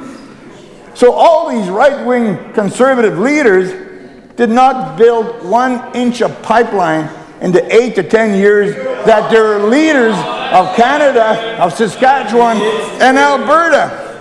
Not 1 inch of pipeline built, Mr. Speaker, to Tidewater. Not 1 inch built to Tidewater. So the Conservatives, you have squandered record revenue and an opportunity to build a legacy to our economy, and you have failed miserably to be able to achieve those objectives. And who do we see championing the effort to build pipelines, Mr. Speaker? It is now the Premier of Alberta, Notley. Rachel Notley is now the champion in Western Canada to try and get our product to market, Mr. Speaker. It's not Mr. Speaker, Brad Wall. It is not our current Premier. It is not Harper. It is an NDP Premier of Alberta that's championing that pipeline to get the product to market, of course, to get it to port, Mr. Speaker. Now, Mr. Speaker, the other issues, the movement of our commodities. Things like potash, Mr. Speaker, is really important. Things like the grain transportation needs that we have in the province, Mr. Speaker. So we think about that. From our perspective, we think, well, in order for us to strengthen our economy in the long term, we need to address our transportation issues. We are a landlocked province. We have great producers. The agricultural ability of Saskatchewan is phenomenal. People know what Saskatchewan can do. The Saskatchewan producers are well above, they punch well above their weight, Mr. Speaker, and we hear results of that when we hear the export market building and building. And we are proud of the agricultural sector of this province, Mr. Speaker, as a party. But when we see them waste $2 billion on a bypass that can't handle farm equipment, that can't handle trucking lengths properly, Mr. Speaker, we start to say, well, why didn't we embark on a journey to build a solid transportation system to move our product to port? Why didn't we do that? Wasn't that the plan, Mr. Speaker, to begin with all the revenues that the Saskatchewan Party inherited? Well, guess what, Mr. Speaker? Not an inch of pipeline to port ever built by this government. And Mr. Speaker, you look at the notion around the grain transportation crisis. It is what is hurting Saskatchewan and its future right now. And yet there's very little movement. Now you ask the question, why isn't there movement? So I say to the agricultural sector that the Saskatchewan Party let you down. They not only put our province in record debt, Mr. Speaker, they have put their money into places that they completely mismanaged. And a good example of that is the GTH and the Regina bypass. Yeah. That's why on this side of the Assembly, Mr. Speaker, we're holding them to account. That's right. We're holding them to account. And this is another good example of how they've lost their way. And that's why I tell the people of Saskatchewan this. They are tired, they're old, and they're bankrupt, Mr. Speaker. And that's why we need to get rid of the Saskatchewan Party government now. Because we can't afford any more years of that kind of style of government, because the people of Saskatchewan deserve better, Mr. Speaker. Now, I want to talk a bit about the throne speech itself.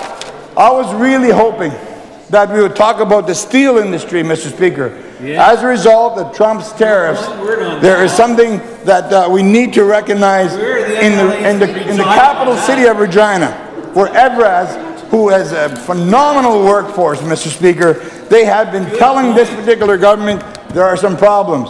Not a word of that within the throne speech. And wouldn't it be nice, wouldn't it be nice, Mr. Speaker, if we looked at how we could build a system using Regina steel to build the infrastructure on rail, to build a pipeline for oil, to really begin to address the water crisis that will be soon faced by the producers of our province. And I spoke at great lengths about that, Mr. Speaker. Not a mention of this in the throne speech, Mr. Speaker. So I looked, and there's no promise to build that bold, brave economy, Mr. Speaker. And yet they had record tax increases, they had record revenue, we have record debt, and what do we have to show for it, Mr. Speaker? Absolutely nothing. Now, the other matter I paid attention to in the throne speech, Mr. Speaker, was the 60 scoop. And I really wanted to hear what the government is going to do about the 60 scoop. And for those that may not be familiar with the 60 scoop, that's when a bunch of Aboriginal and Indigenous children were picked up from some of their homes and transferred to all points throughout the world. Many of them ended up in the States, many of them entered scattered throughout Canada. And a great number of those children were adversely affected. We wanted to hear what was attached to the 60 scoop, what was being talked about when they mentioned the 60 scoop, Mr. Speaker. And the Premier has pointed out that they talked about an apology. And many of the 60 scoop survivors that I speak about, Mr. Speaker, they are not pleased with the simple fact that they want to do the apology, Mr. Speaker. I had the privilege of listening to a radio program when they talked about correcting an injustice. People talked about an apology. And the lady spoke at great lengths about atonement, that there has to be that level of atonement by the perpetuator, in this case, the governments. That there has to be some corrective action to remediate the harm caused by that particular action. They need to talk about the fact that there has to be a rebuilding of life, of the career possibilities of some of the children impacted by the 60 scoop, Mr. Speaker. So an apology is hollow, if not harmful, if the correct actions are not followed through with that apology.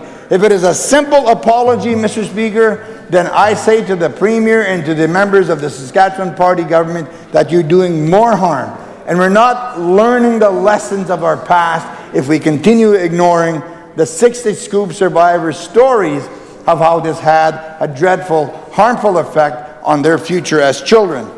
So we looked at some of those points.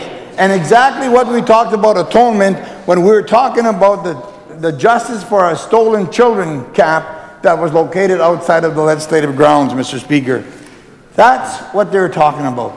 They had advice, they had guidance for the government, and the Premier did not even take the time to go visit with them and talk to them about what issues were important. So, Mr. Speaker, on the 60 scoop, we are paying very, very close attention to that, Mr. Speaker, because I tell the people of Saskatchewan, this isn't a financial money grab for many of these survivors. They want to see redresses to that past injustice. That's what it's about. They want to see a rebuilding of their lives. They want to see a career opportunity through training, Mr. Speaker. They want to see stability brought to their existence. They want to find that purpose, Mr. Speaker. All that is attached to the level of atonement that the government has when it comes to apologies on matters such as a 60 scoop. So it's really important, Mr. Speaker, that the government get the message that if you're going to simply do an apology that is hollow, then you're doing more harm than good. There has to be real action attached to those particular apologies, Mr. Speaker. Otherwise, you should not be playing with people's emotions nor lives. Now, Mr. Speaker, I want to point out as well, as I look at the history of the Saskatchewan Party, and I'll tell you that the people of Saskatchewan at one time gave the Saskatchewan Party the opportunity. And I'll go back to my earlier point. They've had record revenues. They ended up having record tax increases. They have had record debt. They have added the burdensome debt of the P3 models, which we'll be paying for 20, 30 years. And today, where are we as a province? We're seeing that the economy is shrinking. We're seeing PST and construction costs, Mr. Speaker. We are actually seeing an out-migration of people, and now the bill is coming due. We've long maintained in the opposition ranks that as long as the spending went unchecked, Mr. Speaker, that we would be in this predicament that we are in today. And Mr. Speaker, we are here. Now, the NDP are not going to adopt the attitude, well, we told you so. That is not our role as the opposition. We want to offer opportunity to the people of Saskatchewan to provide us with the opportunity to show what we are able to do when it comes to managing the finances of this province and rebuilding the incredible opportunity of our crowns and engaging people to resolve some of these long-standing problems that plague our economy, that plague our society, that plague our communities all throughout this land. It is important we tell that message, Mr. Speaker, because Saskatchewan does need solid leadership. And I'm going to tell the people of Saskatchewan the other points that I would raise. Number one, the people of Saskatchewan didn't vote for the hundreds of public sector jobs lost to places like Moose Jaw. And I watched the two members from Moose Jaw sit in this assembly and vote budget after budget to reduce the amount of public sector jobs that Moose Jaw has lost. Mr. Speaker, we had the opportunity to visit Moose Jaw, and we saw the decimation of this Sask Party's cuts to the public sector. Their war against the working men and women has to be told to the rest of Saskatchewan. And Moose Jaw, despite the awful treatment that they got from the Saskatchewan Party, Mr. Speaker, their members continue voting in favor of the budgets that have cut to services, cuts to opportunities, and cuts to employees out there. There's no way that any one of the members of Moose Jaw, the two members here today, can stand up and say they didn't lose hundreds of public sector jobs out of Moose Jaw, Mr. Speaker. The fact of the matter is they did that to Moose Jaw. And I'll tell you right now that Moose Jaw has no appetite for Sask Party, and that there's going to be a collection of debt come next provincial election. And I can tell the members from Moose Jaw, shame on you for not standing up for your brother and sister within the public sector. Shame on both of you. You should have stood up and said no. But you sat there and you clapped and you got up and you voted for them. And I say shame, shame for not standing up for the people that stood with you on many times to help. And I say again that once we get proper representation from Moose Jaw, Mr. Speaker, instead of backbenchers that will stand up and vote how they're told to vote, Mr. Speaker, that's when Moose Jaw will start seeing benefits of working closely with the government, Mr. Speaker. Then we talk about again, the shutdown of SDC. When they talk about the shutdown of SDC, Mr. Speaker, the member from Prince Albert Carleton was talking about SDC a while back, a couple of years ago, and he said we cannot afford to continue subsidizing the bus service. It is $14 million. Then he added, well, over 10 years, it's $140 million. Well, he ended up adding on another $20 million. They throw figures in there, Mr. Speaker, and the bottom line is I know that they didn't even assess the cost of transportation of a number of services that the government needed to get things like water treatment analysis done on some of the remote communities, some of the blood work of some of our hospitals getting to the larger centers for testing on time. They didn't talk about the delivery costs to government. They didn't incorporate any of that, Mr. Speaker. Libraries. So what they said to the library service, the list goes on. SCC provided a valuable service, Mr. Speaker. And they've done a lot of great work to strengthen Saskatchewan far and wide. And then, Mr. Speaker, they said, oh, we can't afford the subsidies, the member from Prince Albert Carleton said. And then, Mr. Speaker, we hear now the member from Prince Albert Carleton, he's standing there and they're voting for a subsidy, not for the people of Saskatchewan, Mr. Speaker. They're voting for a subsidy not to help people travel from remote locations for medical appointments, Mr. Speaker. They voted for a subsidy not to help an elderly couple come to visit their grandkids at a reasonable fare from some of the rural parts of Saskatchewan, Mr. Speaker. What they did, Mr. Speaker, is they put $500,000 into a bus run to haul workers to the plant out in Loblaw's store at the GTH. They spent $500,000 hauling the workers to Loblaws. And the owner of Loblaws, Mr. Speaker, is the 16th richest man in the world. Not in Saskatchewan. We're talking about the world, Mr. Speaker. So they couldn't find the money to keep the transportation company going and help recover costs on a very smart basis, Mr. Speaker. Instead, they turned around and they said, we'll spend $500,000 to transport workers to Loblaws out at the GTH, so the richest man, the 16th richest man in the world, can get even richer, Mr. Speaker. That's what the Saskatchewan Party did. And yesterday, they recanted and said, oh, maybe that wasn't right.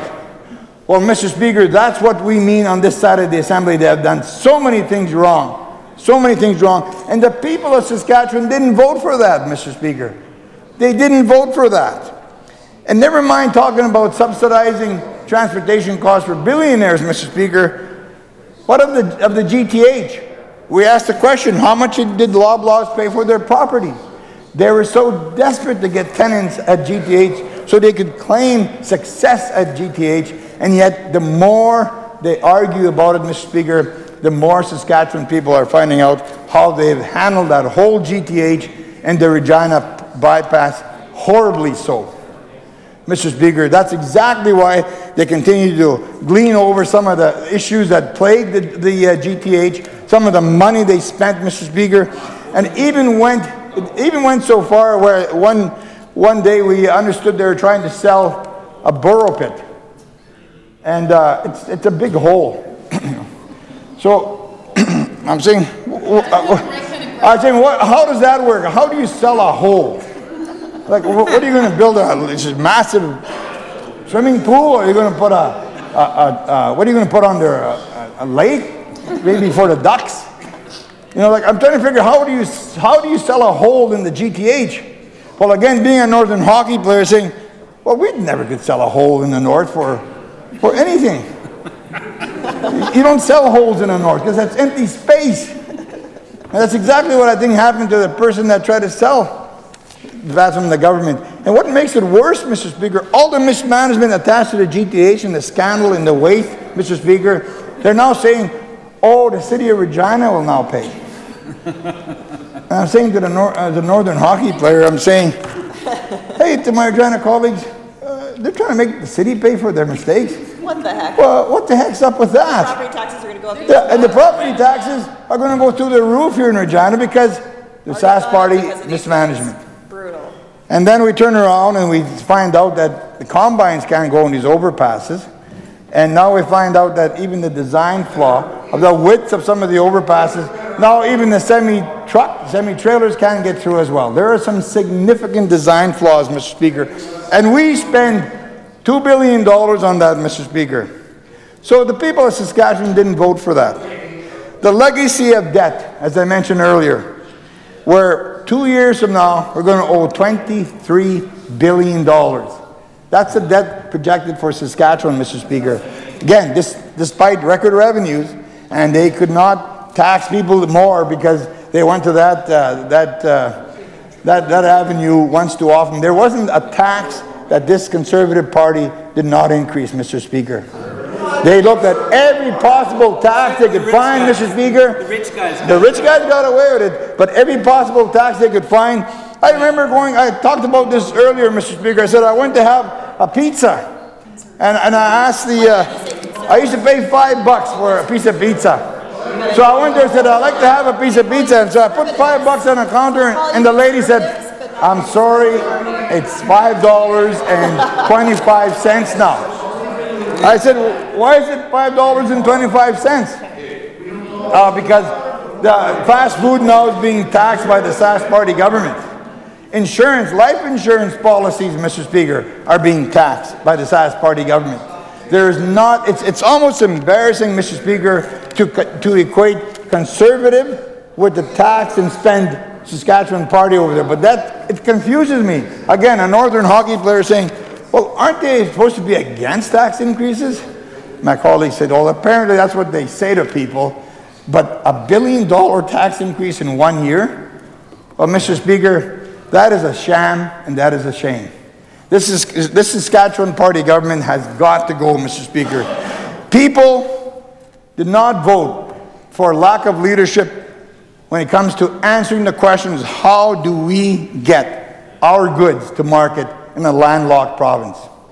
You had record revenue, and you've disappointed the people that produce a lot of goods in this province. The oil and gas sector, the potash industry, the agricultural sector, Mr. Speaker. They had record revenue, they couldn't get the job done. Today, as farmers struggle to get their commodities to market, Mr. Speaker, the Saskatchewan Party had the opportunity and they failed miserably. And now they talk about the power bills that we have. You get home, you open your power bill, you're going to see over the last number of months and years, the power bill has increased. People are paying more for their power, Mr. Speaker. And the reason why is this government established this carbon plan. They want to get rid of carbon, they said, much like what the federal Liberals are talking about. So what they said is they would go to a company and say, look, instead of us through Sask Power steam, the stacks, we'll capture that carbon, we'll pump the carbon underground, and that'll push out more oil, and that will, in essence, give you as an oil company more chances of recovering that oil that needs the gas to push it out from underground. Pretty simple idea, Mr. Speaker. Pretty good idea overall in terms of getting enhanced oil recovery. But the problem is, Mr. Speaker, in the expertise of the Saskatchewan Party, they signed agreements.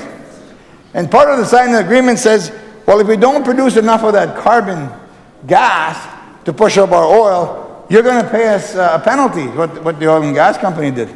And guess what, Mr. Speaker? We've been paying those guys pretty steady. We've been paying them pretty steady, so we're paying somebody else to get rid of the carbon that we're responsible for and we're paying for. So instead of the Saskatchewan Party talking about that, Mr. Speaker, they're not going to tell the people of Saskatchewan, the 400,000 homes, guess what, your power bill is going up because we couldn't figure out how to negotiate with the oil and gas company. So now the people that are using our power in the province of Saskatchewan through Sask Power, they're paying a carbon capture tax, Mr. Speaker. And when they get up and they cry foul at the federal Liberals about this carbon tax, this side of the Assembly, we laugh because the problem is the people of Saskatchewan have been paying this carbon tax on their power bills, Mr. Speaker, for a number of years since the Saskatchewan Party has been in power. Now, Mr. Speaker, the other matter I spoke about earlier when I talked about the incredible missed opportunity that the people of Saskatchewan have had over the years. When we talked about the Justice for our Stolen Children camp that was located outside the Assembly, the Indigenous people wanted reconciliation. They wanted atonement. They wanted a recognition that perhaps there was problems within the child welfare system that we could collectively work towards to address, Mr. Speaker.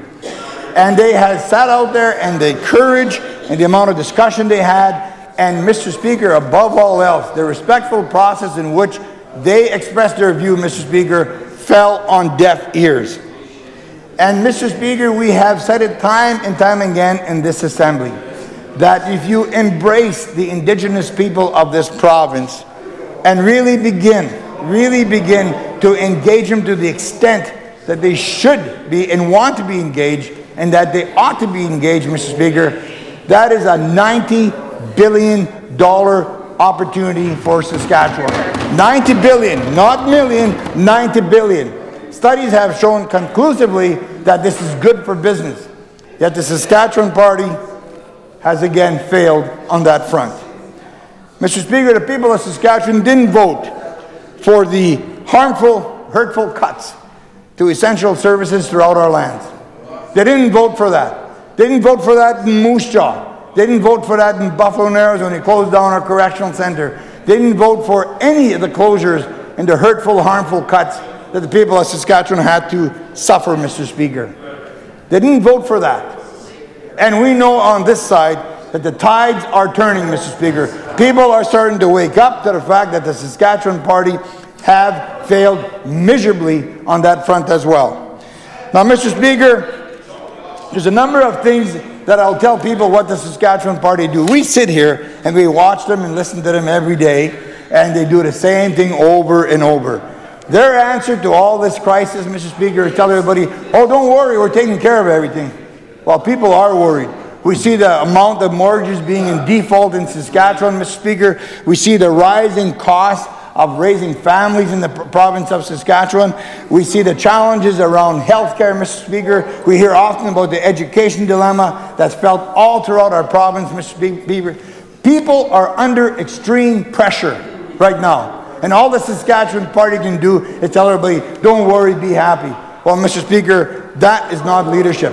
But the moment you challenge a Saskatchewan party or Conservative member in this assembly, Mr. Speaker, they start to point fingers, Mr. Speaker. That's why when I hear the member from Moosomin or the member from Prince Albert Carleton or the member from Cannington talk about the NDP in the past, that is not leadership, Mr. Speaker. They have refused to take responsibility for their inaction and inability to govern. That is the issue, Mr. Speaker.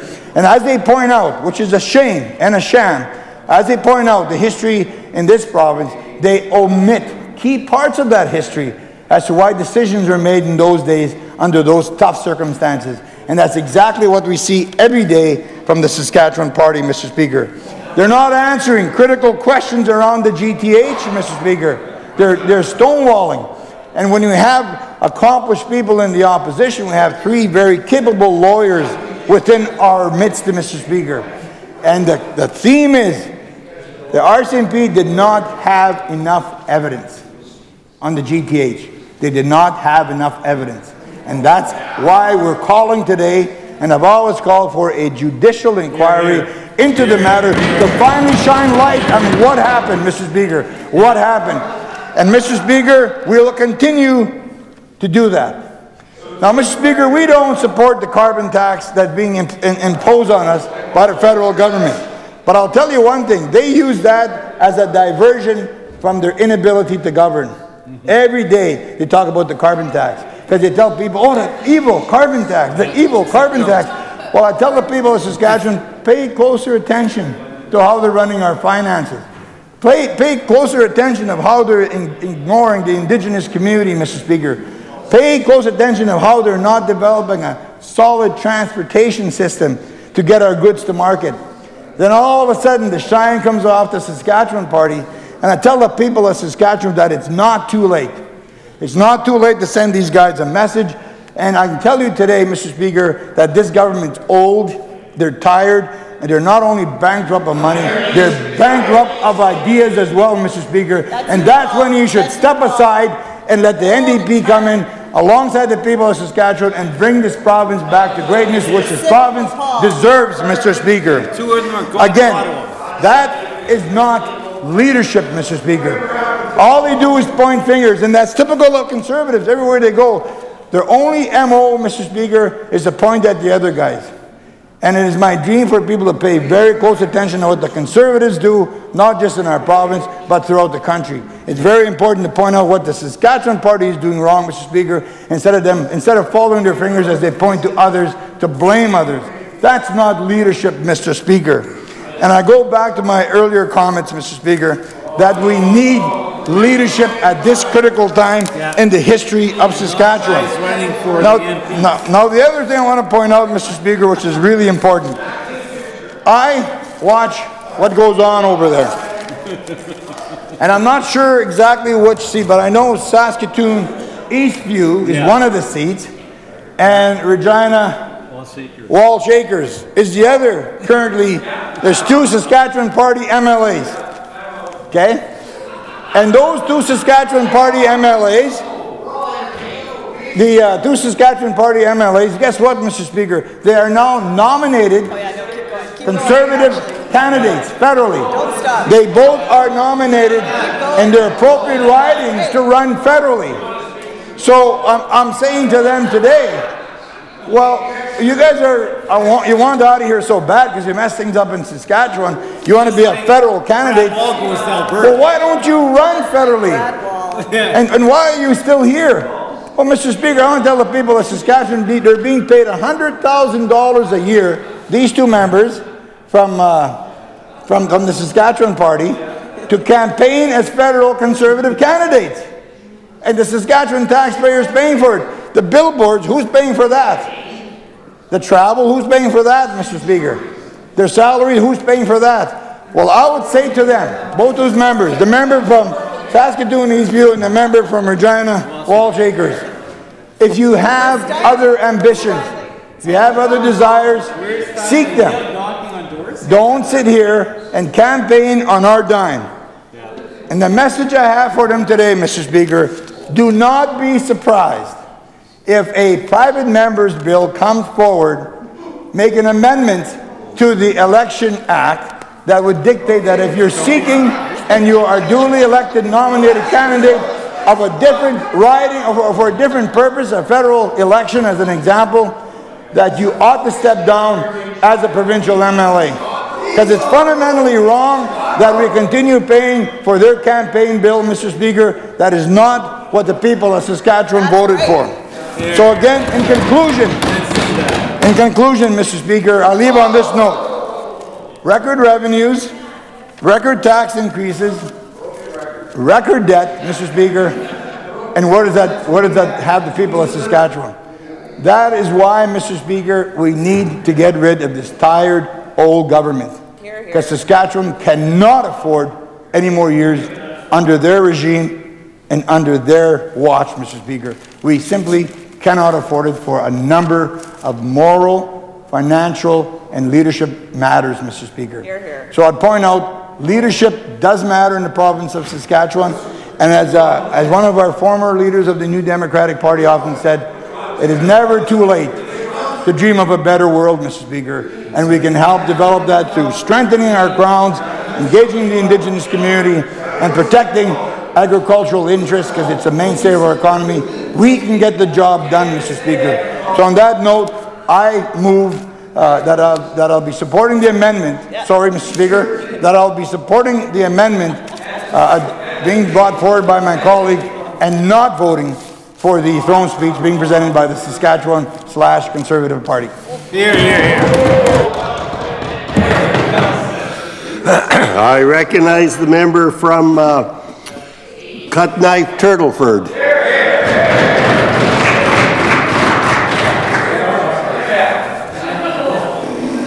Let the games begin. Go light. There we go. Well, Mr. Speaker, I thought I'd make a few corrections on the member from Athabasca, but I don't have that much time. So thank you, Mr. Speaker. It's a great pleasure that I stand here today in the House to give my reply to the speech from the throne.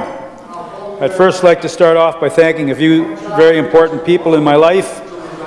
First and foremost, my wife Valerie. Thank you for continuing to stand by and support me and make it possible for me to be here today.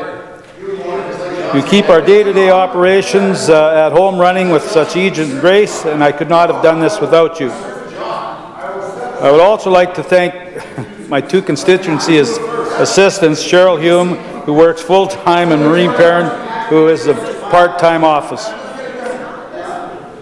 You ladies keep my office running smoothly, and I have a great, and you are a great asset for my constituents. I would also like to thank the people of Cut Knife Turtleford, who have supported me and whom I am privileged to represent as a member of the Saskatchewan Party.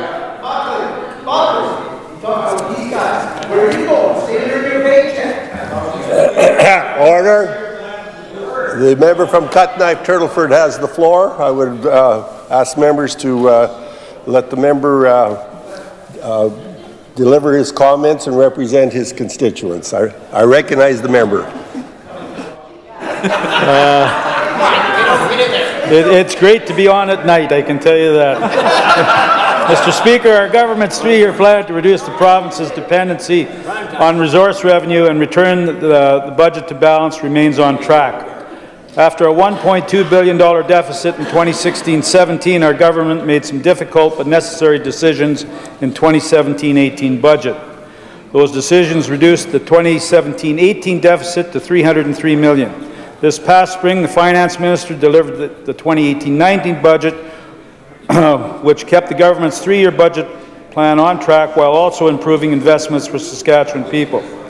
Moody's reconfirmed a AAA credit rating score for Saskatchewan, making our province one of only two Canadian provinces to achieve Moody's highest credit rating. During this session, our government will deliver the 2019-20 budget, and it will be a balanced budget. Mr. Speaker, I would like to talk a little bit about the Saskatchewan economy. Strong financial management provides a solid foundation for the province's economy, and this year Saskatchewan has seen clear signs of an improving economy. Our population continues to grow, reaching 1,162,000 people as of July 1st, an increase of more than 11,000 this past year and 160,000 in the past 11 years. During that time, Saskatchewan has enjoyed the second fastest rate of job growth in the country, with 62,700 more people working in our province.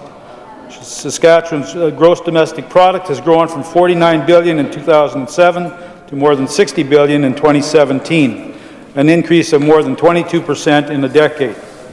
Mr. Speaker, during that time, public and private capital investment grew at 5 times the national rate, increasing by 70% to more than $14 billion. Mr. Speaker, the self-appointed critic for the economy is the Leader of the Opposition. His idea of boosting the economy is to support a carbon tax, raise taxes on corporations, oppose pipelines, and raise royalties, something that Premier Calvert realized that maybe the reason we've seen 16 years of decline was because of royalties were too high. Mr. Speaker, diagnosing the economy is not like diagnosing a bad case of hemorrhoids, where you put a little preparation H on it and it'll heal. Mr. Speaker, the Fraser Institute's 2017 survey for mining investments ranked Saskatchewan second out of 91 jurisdictions in the world for mining investment attractiveness. Our government will continue to exploring ways to maintain and improve the competitiveness of our oil and gas industry. Oil and gas is an extremely important industry in the Cut Knife Turtleford constituency. Currently, there are 5 SAGD oil production facilities under construction at various stages. There are 10 producing SAGD plants in operation already, producing anywhere from 6,000 barrels a day to 30,000 barrels a day, depending on the plant. These plants, when under construction, supply hundreds of good-paying jobs, and when completed, employ 20 to 30 full-time employees, depending on their size. Mr. Speaker, I would like to congratulate Husky Energy, Serafina Energy, CNRL, Baytex, and all the service companies who have invested in the Northwest. Mr. Speaker, with very few pipelines, trucking is the primary way of moving oil to the loading facilities. As a government, we recognize that, and that is why we have upgraded 16 kilometers of highway, 26 between Vaughan and Edam. Also, the construction of passing lanes from North Battleford to Cochin are near completion. The Highway 4 route has seen a drastic increase in truck traffic as there are no rail lines to the north. Mr. Speaker, pulp, OSB, oil and grain deliveries all come down Highway 4, and these improvements will make a safer driving experience. Our government understands the significant role transportation infrastructure plays in the success of Saskatchewan, enabling growth and making travel safer for everyone.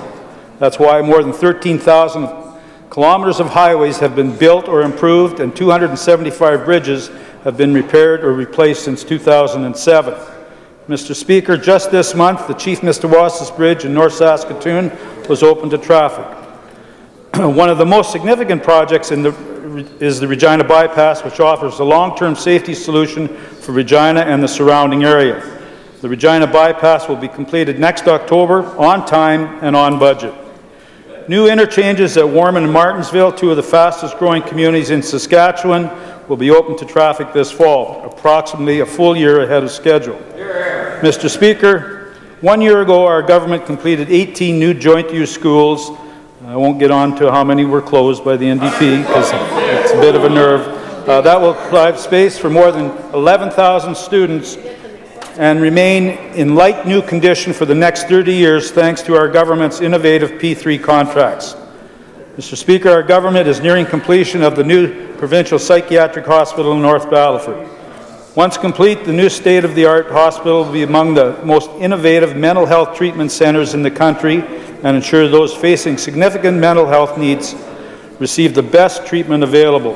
Through a phased-in approach, 188 mental health beds will be available to deliver the mental health care and support, and an adjoining correctional facility will provide 96 beds for offenders living with mental health challenges. This facility, located in the Battlefords, employs many people from the Cutknife-Turtleford constituency, and I encourage everyone to take advantage of the public tours that are taking place now, as it is an unbelievable facility. Mr. Speaker, improving safety for Saskatchewan people is a priority for our government. The Protection and Response Team, known as the PRT, was created 1 year ago to reduce crime, particularly in rural areas, by bringing together highway patrol officers, conservation officers, the RCMP, and municipal officers. The PRT has improved response times and enhanced officer visibility in rural Saskatchewan. Since the operational launch of the PRT in April, conservation officers and highway patrol officers have assisted with more than 1,300 PRT-related actions, including responses to 83 emergency 911 calls. PRT vehicles are also equipped with automatic license plate readers funded by SGI. Mr. Speaker, as these devices can scan license plates, they alert officers if a vehicle is stolen, is connected to a crime, or if the vehicle is connected to a driver who has been suspended for impaired driving or other reasons. Mr. Speaker, the Ministry of Highways is implementing an intersection safety strategy to reduce the potential for collisions at highway intersections. Highways has already conducted a preliminary review of more than 900 intersections and has dedicated $700,000 this year to clearing sight lines and improving intersection safety. The budget for Safety Improvement Program, which funds projects like turning lanes, lighting, guardrails, and rumble strips, has increased from $1.1 million in 2007 to $7 million in 2018. Our government is committed to further increasing funding for this important safety initiatives in next year's budget. Mr. Speaker, cannabis is now legal across the country, and our government has implemented a framework and retail model to prioritize public health and safety while balancing the need to provide legal access. A competitive private model for distribution and retail sale of cannabis in Saskatchewan has been chosen to ensure a safe, regulated supply of cannabis and minimize the upfront costs to taxpayers. Our government has also chosen the legal age of consumption to be 19 and has taken a zero-tolerance approach for drug-impaired driving. Mr. Speaker, our government recognizes the benefits of regional policing services provide for our communities. During this session, our government will amend the Police Act to enable rural municipalities and municipalities with populations under 500 to join regional police services. Mr. Speaker, a focus on more effectively delivering healthcare services led our government to a transition of 12 healthcare regions into the Saskatchewan Health Authority last December. By moving to a single authority, our government expects to save between 10 and 20 million annually while providing more coordinated care. Work is underway to establish performance-based ambulance contracts with the goal of reducing rural response times and ensuring the closest ambulance available is dispatched. Today in our province, nearly 90,000 surgeries are performed every year, and there are 44% fewer patients waiting for more than 3 months for surgery than a decade ago. Our government remains committed to reducing wait times in hospital emergency departments. Mr. Speaker, while both Saskatchewan's economy and our provincial finances are showing signs of improvement, serious threats remain. Our government will continue to show strong leadership by standing up for Saskatchewan in response to these threats. A very real challenge to our province is a federal carbon tax. The tax is an ineffective policy that will not significantly reduce emissions. Instead, Mr. Speaker, will harm our economy and make life less affordable for Saskatchewan people. Recent research from the University of Regina confirms a carbon tax would reduce our provincial GDP by $16 billion by 2030. At the same time, Ottawa's plan would only reduce emissions by 1%. The government is taking action to stand up for Saskatchewan communities, families, businesses and jobs by challenging the federal carbon tax in court. Mr. Speaker, not long ago, Saskatchewan stood alone in defending our citizens against the federal carbon tax, but not anymore. The new government of Ontario, the government of Manitoba, the government of Prince Edward Island, and the new government of New Brunswick will also join our fight against the carbon tax. At the same time our government is fighting the federal carbon tax, it is also taking meaningful action to reduce greenhouse gas emissions by implementing the Prairie Resilience Climate Change Strategy, which the federal government has approved. Mr. Speaker, this plan includes commitments to reduce annual emissions by 12 million tonnes by 2030 by reducing emissions from electrical generation by 40%, decreasing methane emissions from upstream oil and gas production by 40%, and implementing output-based performance standards for heavy industry. Mr. Speaker, Saskatchewan is an export-driven province. Agriculture exports are the foundation for the province's economy, accounting for almost half of the total exports. In 2017, Saskatchewan's agriculture exports were the 4th largest in history of the province, with total sales of $13.6 billion. Because of Saskatchewan's location, our province is heavily reliant on transportation to get our products to the markets that is needed in 150 countries around the world. However, this journey from Saskatchewan fields to markets around the world faces bumps along the way. This spring, our farmers once again faced a major backlog for their crops. Our government pushed the federal government to address this problem, and Bill C-49, the Transportation Modernization Act, was passed by the federal government in May. This act allows for rail companies to be penalized if they do not deliver the promised rail cars. Mr. Speaker, with the 2018 harvest wrapping up in most areas, we are hopeful this winter and spring will see our crops arrive on time to its many destinations around the world without any backlogs for our producers. Our government will continue to advocate on behalf of our farmers and ranchers to ensure that their produce reaches markets around the world in a timely and efficient manner. In order to free up rail lines for our agricultural industry, we need to ensure rail lines are not an above-ground pipeline for oil. Our government will stand up for the jobs our oil and gas industry creates by continuing to press the federal government to take immediate action to get the Trans Mountain Pipeline expansion built and to withdraw Bill C-69. Our government will always stand up for the people of Saskatchewan and the interests of our province. It wasn't that long ago we saw people leaving Saskatchewan for other opportunities, jobs, and a better quality of life. And the NDP drove people out of Saskatchewan, and the population dropped by 22,000 people from 1996 to 2007. We'll never go back to the dark days of the NDP, and that is why I will be supporting the throne speech and not the amendment.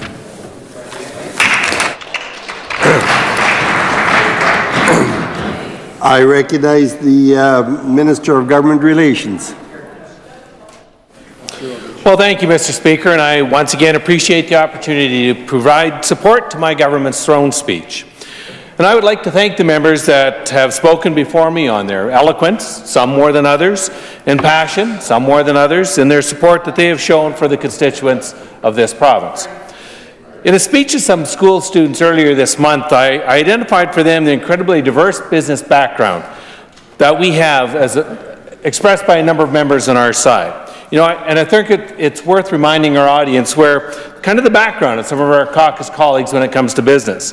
We certainly have a number of farmers here. We have a grocery store owner. We have car dealers. We have aerial applicators. We have business consultants. We have many business owners. And I think this province is well served by people who understand business. And while I'm in that mode, I'd also like to thank our Premier for his leadership and guidance that he's shown to this province in some relatively challenging times. In the relatively short time that he's been in this role, he has met with provincial and federal leaders, with U.S. leadership, been on a trade mission to China, all to ensure that this province is on everyone's radar. The Premier, within weeks of taking on the new role, had to provide a very steady hand to a province that was reeling after the Humboldt Bronco tragedy. There was really nothing to ease him into the new position, but a steady demeanor and careful guiding hand has really served him and us very well. I know we had something special, and I remember recalling the description by my in-laws, Erwin and Luella Gatsky, who farmed in the Shellbrook area. They were telling me about this ambitious young man who was running a custom crop spraying business while he was paying his way through university. He would be out in the field by 5 in the morning, and he wouldn't go home until the job was done. He was careful, he was conscientious, and he ran a good business. All words expressed by my in-laws, and I'm not sure they express the same thing about me. But while contemplating really whether I really wanted to be involved in this business, I was encouraged by Erwin and Luella to talk to their MLA from Shellbrook roster. They said he was extremely well-liked in his constituency and he was making a difference. And since that first conversation, I've considered him to be a mentor, whose vision of this province I've come to appreciate in so many different ways. Mr. Speaker, I'd be remiss if I didn't thank my wife Carla, who has had to eat a lot of meals by herself, especially since I've taken on a few more responsibilities since becoming minister. I value her thoughts and opinions, especially from her experience as a town administrator for our community of Churchbridge. She has had to cope with a lot of distractions, quite a few phone calls, but I've yet to hear her complain about it. And she does admit that she has done a lot more scrapbooking since I haven't been at home. I'd also like to take a minute to thank my constituency assistant, Rick McIntyre, who's been invaluable as a representative for me in the constituency. He's a professional when dealing with all the issues that are given him, and he also golfs far better than me, so has really represented me well in that role throughout constituency events. And I also would like to take the opportunity to recognize the great people that live in the constituency of Melville-Saltcoats. We depend on agriculture, on potash, and CN rail in our constituency, so we've endured a lot of hardships really over the last few years, but continue to be cautiously optimistic about our future. And I appreciate my constituents' encouragement and appreciation for the work that we've done for them and for the more that we have yet to do. And I feel privileged that you have put your faith in me to look after your interests. I'd also like to provide encouragement to the last few remaining producers who are continuing to struggle harvesting their crops and getting their fields prepared for next year. And I know they're treating every good harvest day like it's the last one that they're going to have this year. This government appreciates their investment and the risk that every producer makes every year for this province.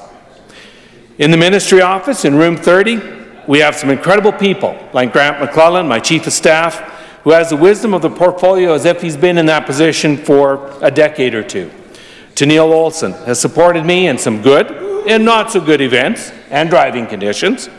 Michael Young is a great person to bounce some serious issues off of and does very detailed research. Donna Ribchuk has done an admirable job managing our office schedule, which I understand can be a little hectic most of the time. And our new addition, Kelly Deck, has brought some youthful enthusiasm to our office regardless of the task. Mr. Speaker, this throne speech provides insight into where this government has been and to where it's headed. The number one issue that I hear about in my constituency of Melville-Saltcoats is supporting our direction in balancing the budget in 2019-20. Constituents are, to put it mildly, extremely disappointed in our federal government in continuing to spend their money in reckless abandon on projects that they believe they should not be involved in, a pipeline, for example, or in areas that they believe has no benefit to them or their children. A broken promise of keeping the federal budget to $10 billion long gone. Against that backdrop, my constituents appreciate the efforts that their government, has made in getting back to balance and spending money on tangible items that are benefiting them, their community, and their children. Our constituency has been blessed with a new school in Langeberg, $23 million. Significant investments in the Langeberg Activity Centre, $220,000. The opening of a new group home in Esterhazy, $400,000. New water treatment plant in Melville, $3.4 million. A new drinking water reservoir in Grayson, $157,000. New road resurfacing on the 80, on the 47, on the 9, and new culverts under numerous highways and throughout, millions. My constituents are not asking where the money went. They drive on it, they send their kids to it, and they drink from it every day. A balanced budget means my constituents watch a AAA credit rating, keep their government's borrowing costs down, keeping debt repayment costs down to ensure that their kids and grandchildren aren't expected to pay for it in the future. It will ensure that personal and business tax rates are kept at manageable levels in the future. Mr. Speaker, my constituents are having a difficult time also accepting that if the NDP were allowed to get back in, they plan to increase spending by over $2.5 billion per year, $10 billion over 4 years, which would ensure that future generations in this province, whoever are left here, would be far worse off financially than their parents or their grandparents. Their only possible means of increasing revenue would be to tax and burn the provincial economy. This has not worked well in neighbouring NDP jurisdictions. Let's not get fooled by the job illusion that the Alberta government has been attempting to sell us on. The Financial Report article from August 22nd, 2017 highlighted the Alberta's job mirage. And this is an article that identified of the 48,500 jobs created in Alberta during the period of June 2016 to June 2017, 41,900 were in the public sector, financed by deficits of over $10 billion at the provincial level and of nearly $30 billion in Ottawa. I don't expect that's going to fly in Saskatchewan. NDP tried it. The article further explains the logic is really that Alberta is most prosperous when investments in the economy are made by NDP politicians. The NDP imagines that alone it possesses the knowledge on how best to deploy economic resources to create best jobs and the most prosperity, and that people who actually run profitable job-creating businesses possess really no such knowledge. Again, this feeds into the narrative of the NDP taxing those that create wealth, jobs, and prosperity in this province. End of quote. And in fact, I think that the member from Martensville, Warman, aptly described on Thursday. Mr. Speaker, we have turned the corner on improving this economy. Last night, I was talking to my youngest son, Matthew, who is a sales engineer working out of Toronto. He's marketing high-end measuring devices. He indicated that he has had a significant uptick in calls generated from Saskatchewan businesses just in the last few weeks. They are ready to pull the trigger on some major capital investments. My oldest son, Michael, is working for an engineering company in the city that is extremely busy working on various projects for the resource sector within the province. They and their contractors are having a very difficult time keeping up. Both of these stories, I believe, are economic indicators that we are turning the corner. Mr. Speaker, I'm very proud to stand with my government in standing up against the federally imposed carbon tax. I'm proud of the fact that this government is committed to stand up for Saskatchewan communities, families, businesses and jobs by challenging the federal carbon tax in court. Mr. Speaker, I don't think that we're on the wrong side of this issue when we have over 88% of Saskatchewan people and 72% of all Canadians supporting this government's decision to challenge this tax in court. Just to highlight the hypocrisy of this tax, my nephew from Alberta, who's going to school at the U of R, just sent me a tax notice where he's been assessed a penalty because he doesn't qualify for the Alberta Climate Leadership Adjustment Rebate. He comes from Cochrane, Alberta. The kid drives a two-door Fiat and is going to university. So try and figure that one out. I don't get it. Mr. Speaker, this government believes in our plan, and that's the Prairie Resilience Climate Change Strategy. This plan believes in this province's people and ingenuity in making a difference by actually reducing greenhouse gas. Our citizens in this province just want to make their environment better, and they want to do it from the bottom up through working together in partnership and planning that will have an impact on global emissions, not just here in Saskatchewan. The Prairie Resilience Plan is going to achieve meaningful targets of reduction by a gradual movement towards green energy, by decreasing methane emissions from upstream oil and gas production by 40% through a coordinated action plan, not by handcuffing the industry with burdensome taxes and creating an increasingly non-competitive business environment. Our ag sector continues to provide significant opportunities in carbon sequestration through innovation and technology. Direct seeding and reduced tillage tools were invented in Saskatchewan by implement manufacturers like Seedhawk, like Seedmaster, Conservapac, Bourgault, Morris Industries, Flexicoil, Dagelman Industries, and Brandt Industries, to name just a few. These manufacturers are now part of a worldwide network of seeding and tillage tool manufacturers that have the majority still designed, built, and manufactured in this province. The Crop Development Centre of the University of Saskatchewan continues to develop and utilize new genetics in pulse crops, including lentil, field pea, chickpeas, and faba bean. We continue to have one of the world's best plant breeding facilities and plant breeders in the world located in our province in Saskatoon. Innovation is found at the local level. Mr. Speaker, my constituency, I have Terry Aberhart and family who own and operate Sure Growth Technologies in Landsberg. They utilize the most current technology available to provide producers in eastern Saskatchewan and western Manitoba with soil testing, variable rate, and precision farming advice. This provides producers with a very efficient fertilizer management system, ensuring minimal nutrient loss. Inefficient nutrient application has been blamed on carbon release. Terry represents local ag innovation that is helping the ag industry do its part to reduce the carbon footprint. The carbon capture and storage unit at Boundary Dam 3 has removed more than 2 million tons of carbon emissions from the atmosphere. That's equivalent to 2 million 40-year-old trees absorbing carbon over their lifetime. That's equivalent of carbon released from 1 billion litres of gas combusted, or taking 300,000 cars off that road in a year. The CCS unit at Boundary was the world's first commercial scale plant equipped for carbon capture removal. And that was built here in Saskatchewan, not somewhere in the US, not somewhere in China, not in Europe, here in Saskatchewan.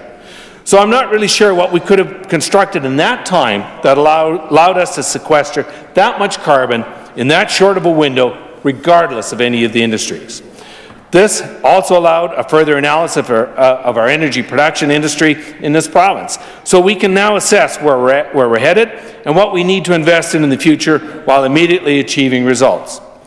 So even with our movement towards 50% renewable capacity by 2030, we must still provide backup generation of over 110% base load power producing capacity to ensure that during those extended periods of, say, minimal wind, could be 2 or 3 weeks at a time, or maybe 40 days of overcast conditions, that our citizens will still be able to keep their lights on and heat their homes. I follow a Twitter site called Reliable AB Energy under the handle of @ReliableAB.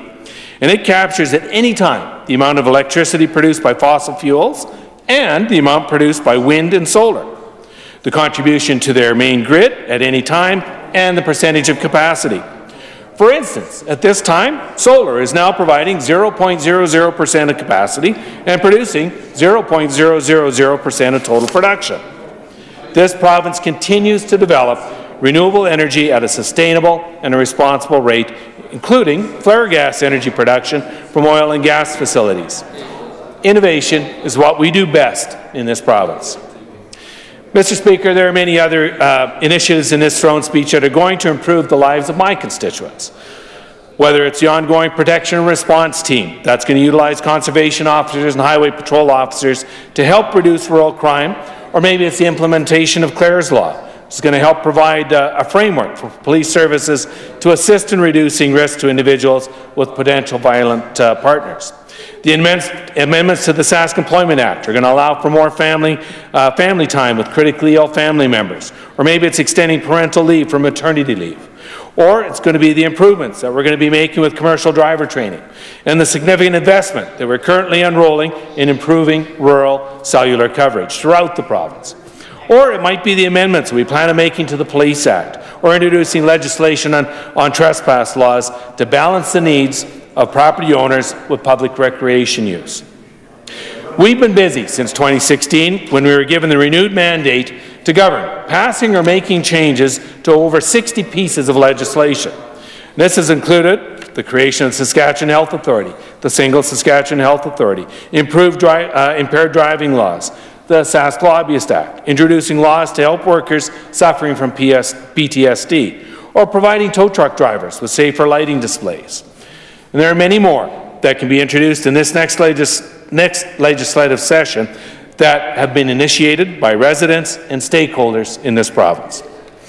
Mr. Speaker, I'd also like to indulge my colleagues with some of the throne speech initiatives and other activities from within our ministry.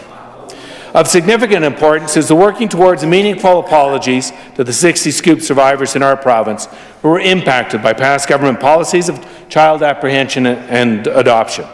We're currently supporting the 60 Scoop Indigenous Society of Saskatchewan, who have done a remarkable job, I believe, in organizing and facilitating a number of sharing circles around the province.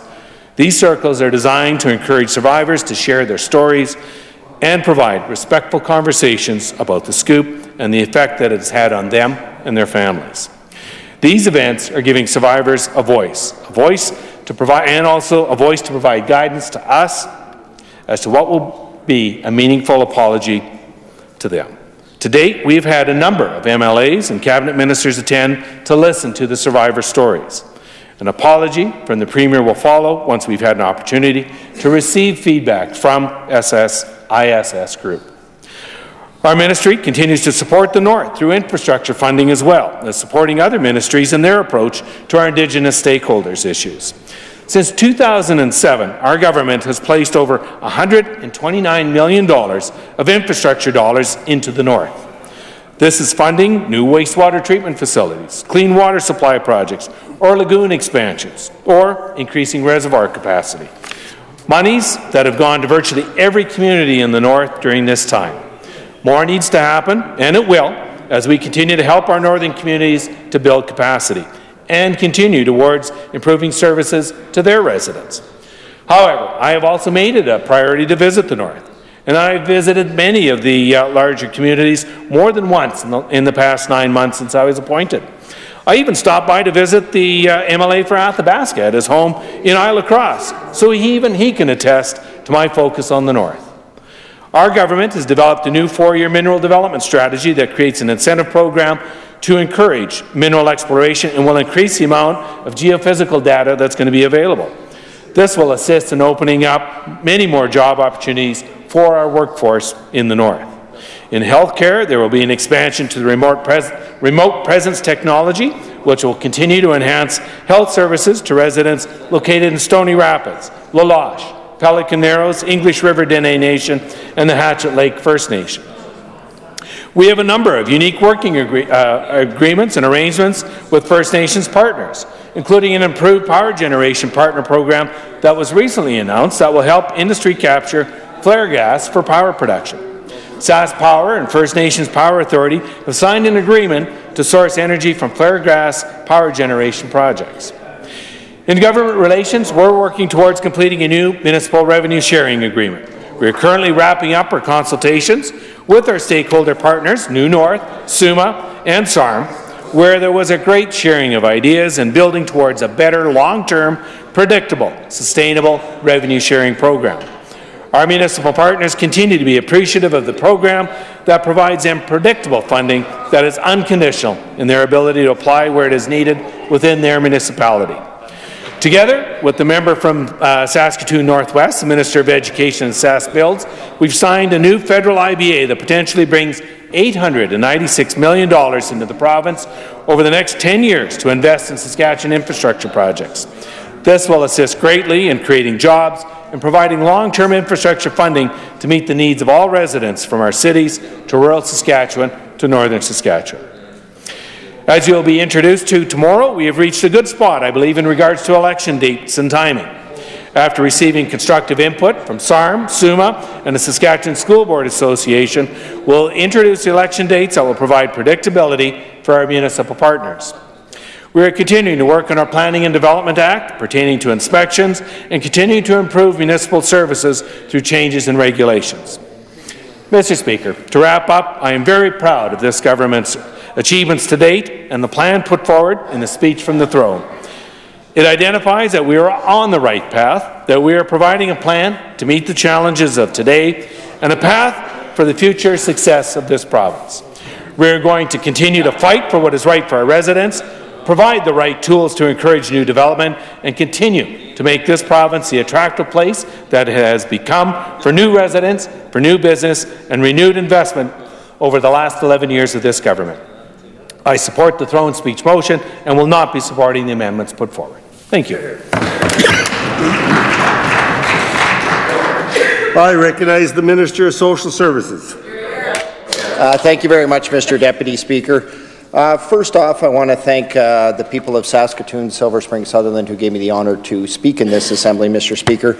And I will touch on a few thank yous before I get into my main response to the speech from the throne. Obviously, most importantly is my wife and kids, my wife Leanne, who's at home right now. I believe she's gone to sleep, Mr. Deputy Speaker, and I can completely understand why. The member from Athabasca there, I don't know how he could put anybody to sleep, but it happened, Mr. Speaker. And obviously, I want to thank her for all of her support. Again, as the Minister of Government Relations just alluded to, there's a lot of times where they are spending some time by themselves, Mr. Deputy Speaker, and we aren't there. We travel, a lot of us, and it is difficult. It is challenging on the home life, Mr. Speaker, but you need to have that support at home to be able to do this, Mr. Speaker, this job, and she's very supportive of myself and my career. As far as my kids, Mr. Deputy Speaker. Since the last time I rose and spoke in this House, my son's got his driver's license, so that kind of changes things quite a bit. Now I have a whole new set of worries, Mr. Speaker. The good news is I don't have to stay up till midnight to pick him up. The bad news is I'm up till midnight worrying about where he is. So, and he's doing amazing at school, Mr. Deputy Speaker. He's taking advanced math and advanced science, and I really wish I could help him on his homework, Mr. Deputy Speaker, but the equations that he shows me, there's absolutely no way that I could even come close to understanding what he's doing in grade 11 high school. My daughter, Courtney, light of my life, Mr. Deputy Speaker, beautiful young girl in the functionally integrated program at Holy Cross, doing phenomenally well. She got her first, what I would have to say, her real job. She started working at the mall called the Children's Place, a store that sells children's clothing. And she's working in there 3 days a week from 9 till 11:30, and it was absolutely amazing. You couldn't have smacked the smile off my face when I saw her working in there, folding clothes, with support and with some supervision, but she was working in retail and she was part of a team, and she was so excited to be there, and I can't thank enough the education system for being able to provide that opportunity to my daughter and a lot of other children that are in the programs, children that are experiencing disabilities, Mr. Deputy Speaker. It is amazing to see how they have developed over the years, and how she has developed personally, and now she's developing professionally, which is even amazing to witness. My two stepdaughters, Keely, who took a year off from university. She decided that she wanted to go experience and was working 2 or 3 jobs, working retail, working in waitressing as well, and decided that maybe she should put her efforts and go back to school. And she's very excited and very enthralled in taking nutrition, wants to be in the sports nutrition business when she gets out. So very proud of her. She has very challenging classes, and she also has a learning disability, Mr. Deputy Speaker, and she's been able to get some supports from the University of Saskatchewan for her learning disabilities, and the support is amazing. Everything from a note taker to be able to help her out, to various other people in the class that just throw her support. She's able to take some of her exams by herself, which helps her focus, but it is still a challenge for her, and I have a lot of respect for her taking on that challenge with that learning disability. My oldest stepdaughter, Cassidy, who is now residing in Regina, which is great, and she's working with children that are having problems with addictions and mental health, and it is absolutely great to see that she has done a 180 in her life, and she's gone from having some very challenging times in her own life to being able to help out other children that are having some challenging times in their life, and being able to support them. She's worked herself into a role that she has a job now. She is the house mom. She does the cooking. She works with the kids. She runs them to meetings. She does everything, and she's absolutely fabulous at it, and we are so impressed that she has just turned her life around and gone from one side of having a lot of challenges herself to being able to help out other kids. So, Mr. Deputy Speaker, as tradition is I want to thank my constituency assistants. I want to thank Debs and Danielle, who keep everything. Sometimes being out of town, you breeze in on Friday, you have a couple of meetings with constituents, you have a stack of stuff to go through, invitations, signing, and they keep everything on the go back there for me, and I very much appreciated that. My staff here in the office, social services, that I have the honor of representing, we've got Abby and Maria, we've got Callie and Emma, and my chief of staff, Morgan, who's just absolutely fabulous, as well as Dylan, who's on my comms. This is a young team. It is a very young team, and I experienced the generational gap many times when talking about pop culture references or movies. They're very young, but they're very diligent. Emma and Callie and Abby are just recent in the last 6 months, and it's not an easy office to work in. You hear some very sad stories, and you try to help out as much as you possibly can. And this team that I have surrounding me keeps me on track and keeps me centered. We try to have some laughs in the office, Mr. Deputy Speaker, because it is a very difficult place to work. But everybody in that office knows that their main goal is to help our clients and help them be successful. So I want to thank them for that. I want to thank a couple of other people in the ministry, or I guess more on the side of the different files. We have our community living file. We have our income assistance. We have Sask Housing, Finance, and Child and Family Services. And these are the people that are on the front line. And it is a massive honor, and it is very humbling when I get to stand up as Minister of Social Services and be able to represent them and the hard work that they're doing behind the scenes, day in and day out, getting late calls, crisis management, emergency services that we have when there's fires, when there's flooding. Social services is there. And we're trying to help out as much as we possibly can. It is very difficult. I just had the, I just heard the story of a gentleman that was working within social services and been here for 30 years, and he was at the foster family event up in Saskatoon and spoke of his first apprehension that he had to do in child and family. He was speaking about this story that was 25, 30 years ago, and he was visibly shaken. This is not an easy task to do. He was upset at the time, and he's still working through it, because it is a very difficult thing that our social workers have to do in this province. It's not something certainly that they want to do. This is not something that somebody signs up and wants to go deal and be able to help out a family that is experiencing some very tough times. So my hat goes off to them, the utmost respect. I have the honor of meeting these people. I hear their stories, and Mr. Speaker, in all honesty, they're doing a job that I could not do. I could not do that, and I really respect what they do in all sides, and not just in our child and family, but certainly in our housing side. We have some great assets within Sask Housing, and we're trying to utilize them, and we're trying to get people not just into a house, Mr. Deputy Speaker, but into a home.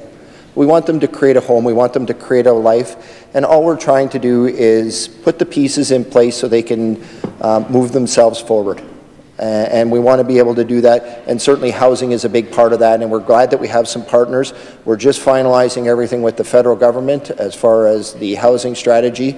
So it's coming together, Mr. Speaker, and housing is a huge part of that. On our community living, which is something obviously near and dear to my heart, the greatest, biggest hearts that they have out there is to be able to help those that are the most vulnerable. These are the most vulnerable in our community. These are people with physical or cognitive disabilities. These are people that that need the support of the community. And this is a true community effort.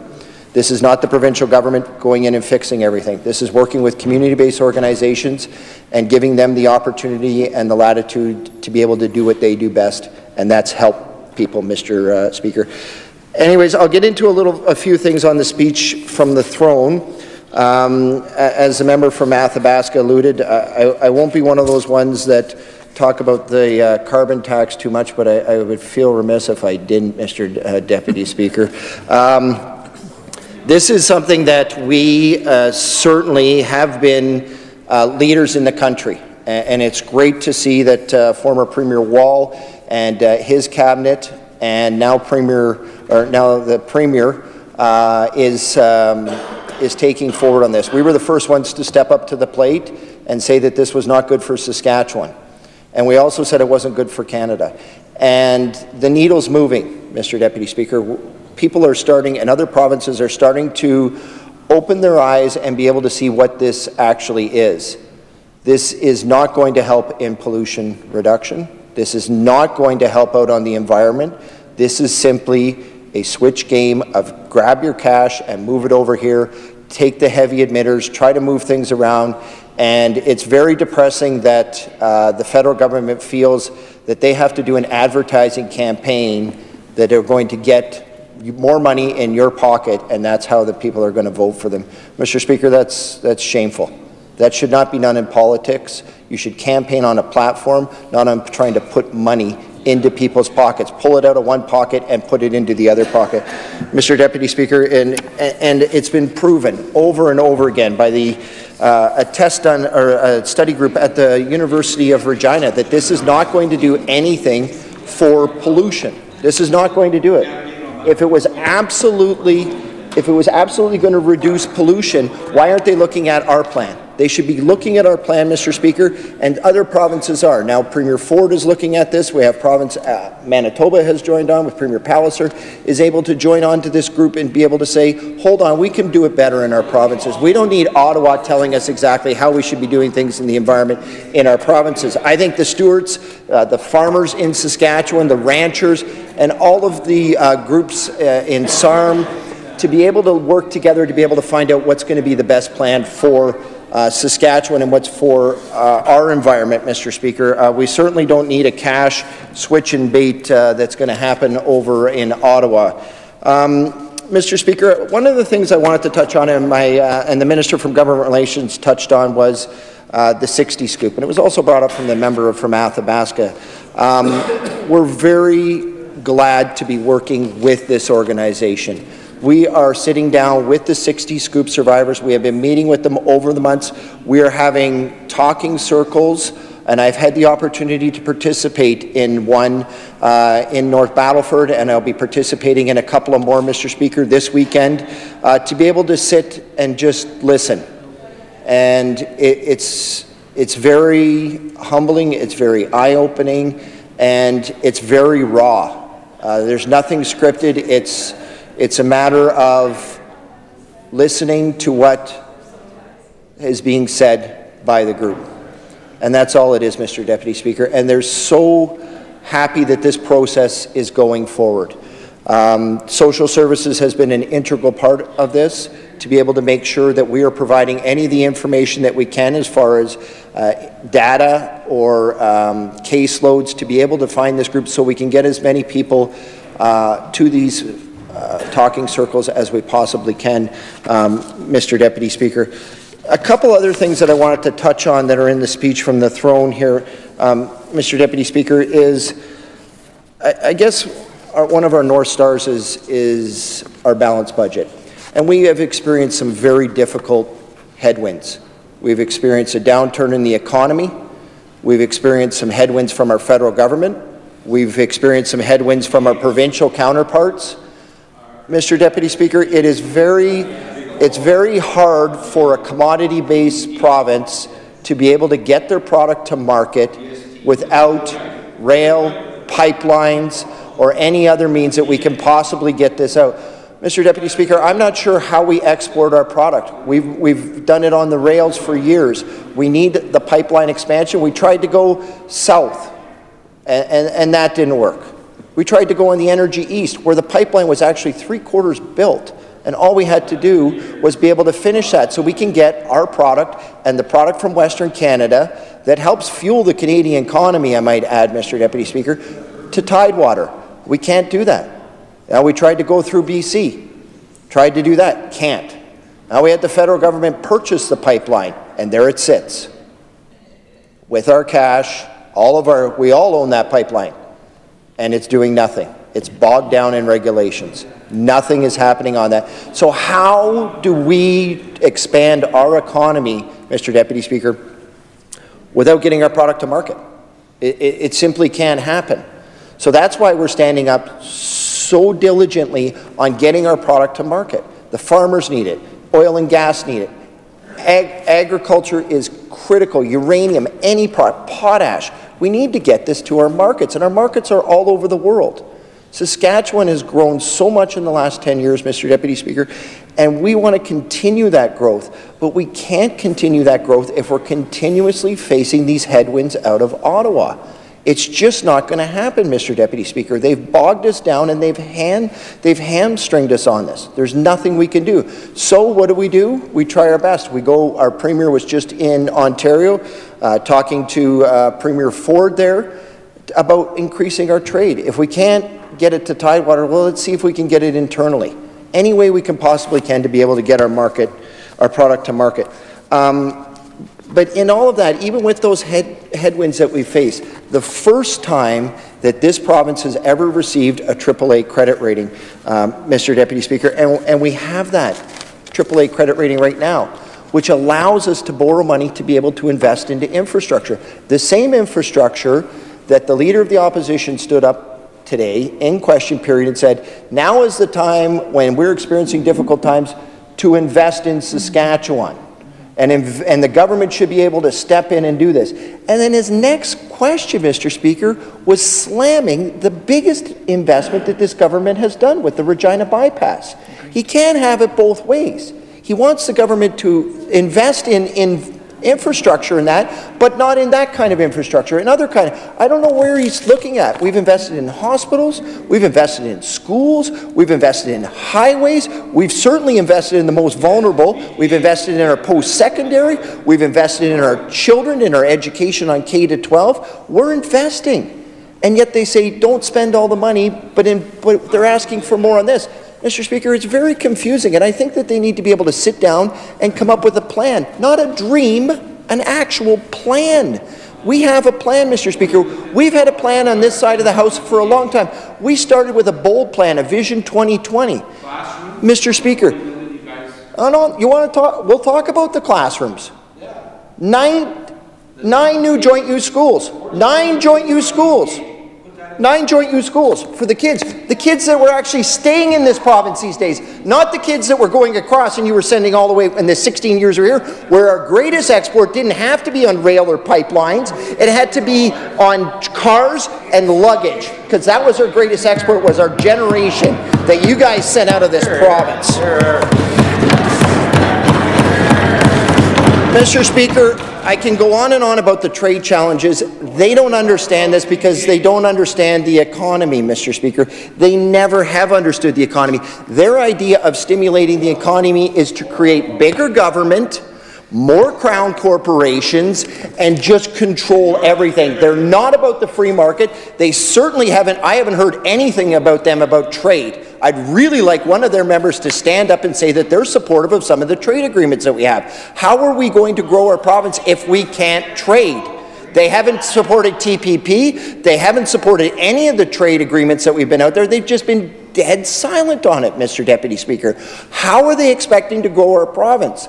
On dreams? It's not going to work. We need some reality. We need some funds from our economy to be able to support those most vulnerable, to support advanced education, social services, health. They want more investment in everything, but they don't have any way. So I guess the question to the opposition would be, are they just going to debt finance everything? Are they going to join like the federal government and just throw and say, maybe someday the budget will balance itself? They need to be able to find a plan, a concrete plan, not jumping back to something like their climate change, their climate plan. They're jumping back to something that they resurrected from 1949 when they electrified the province.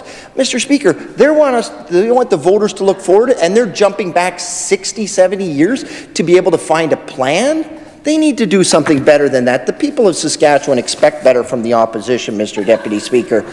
Not anymore. Well, not anymore. I guess they've kind of found their little rut and they're stuck in there, Mr. Deputy Speaker, but we'll see and things to come. Mr. Speaker, I want to touch a little bit about our health care, because again, they forget about this. How quickly they forget when they had the privilege of sitting on this side of the House.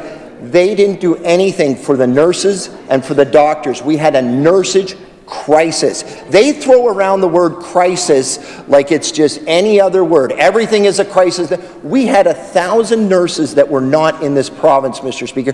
We needed to get those nurses in here. We needed to get the doctors, and we need to get the infrastructure and all of the people around them to be able to treat those in Saskatchewan.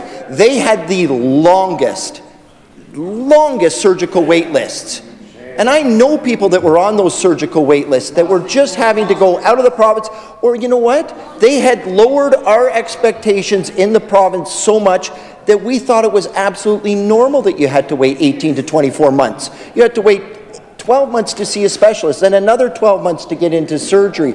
And then, you know, there was no recovery after that because there was no therapist. There was nobody to be able to help out. We moved that from dead last to first, Mr. Deputy Speaker. And they forget about that. They absolutely forget about that. The 900 and the Children's Hospital. How many times, and I'd have to look to some of my veteran colleagues here, how many times did the opposition, when they were in government, announce a children's hospital?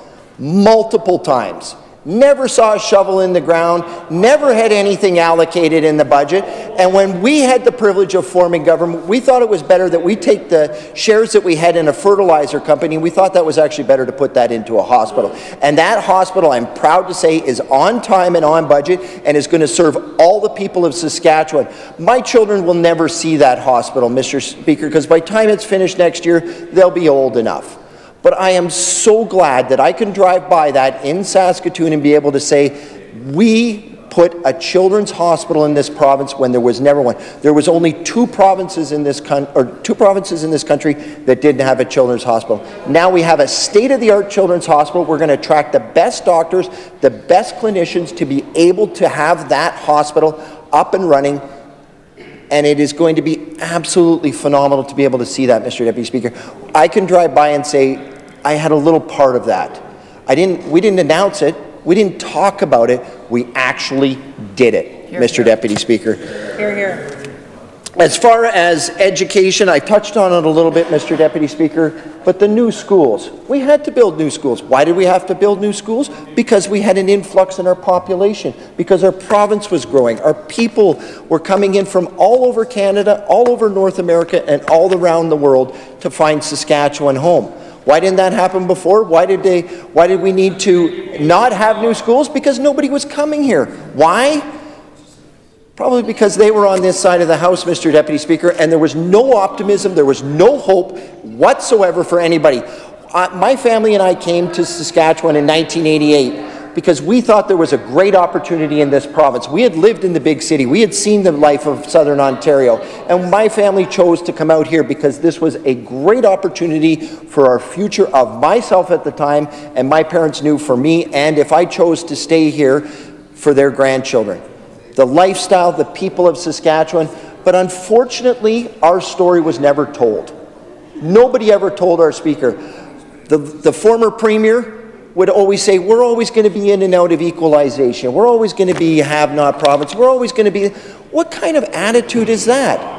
Would anybody raise their child and be able to say, I want you to be mediocre? I just want you to be mediocre. No, I want you to be the best you can possibly be. And nobody, the NDP had us handcuffed for 16 years, and we couldn't do anything.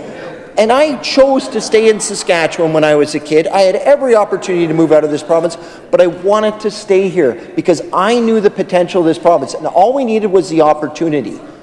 We needed that opportunity, and when we had the privilege of forming government in 2007, we have never taken that opportunity for granted. We continually go out and talk to our constituents. We continually talk to the business people, the farmers, the people on Coffee Row that are actually out making this province successful. We can't take all the credit for making this province successful. It was a team effort, but what we had to do is we had to have some hope. And finally, the people of Saskatchewan actually had some hope to be able to see, yeah, we can be successful. We can have nice vehicles. We can do things. It's okay to be successful.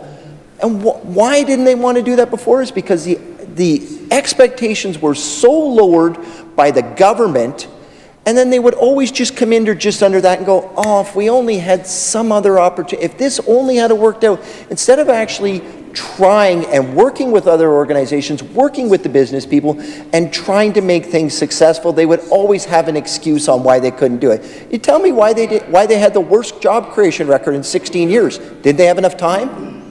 Why were all people leaving the province for 16 years? They didn't have enough time? They had money in the bank in 2005 and 2006, and they decided to sit on it. They didn't raise the seniors' income. They didn't do anything. They just sat on it. Well, we've chosen to invest that money, Mr. Deputy Speaker, in the hospitals, in the schools, in our rural municipalities. We've done revenue sharing. This is a phenomenal thing. They used to get an allocation. They never knew what it was. They never knew what they were getting in their budget. The provincial government would just say, oh, here's what's left over. We're going to give this to the municipalities.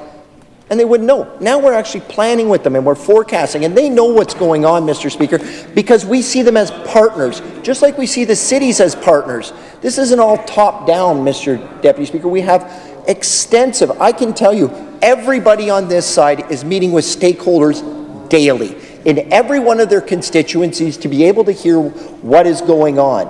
And that shapes our discussions at caucus, it just shapes our discussions at cabinet, and this shapes the government and where we need to go, Mr. Deputy Speaker, because we are the party that listens to people and actually sit down and talk.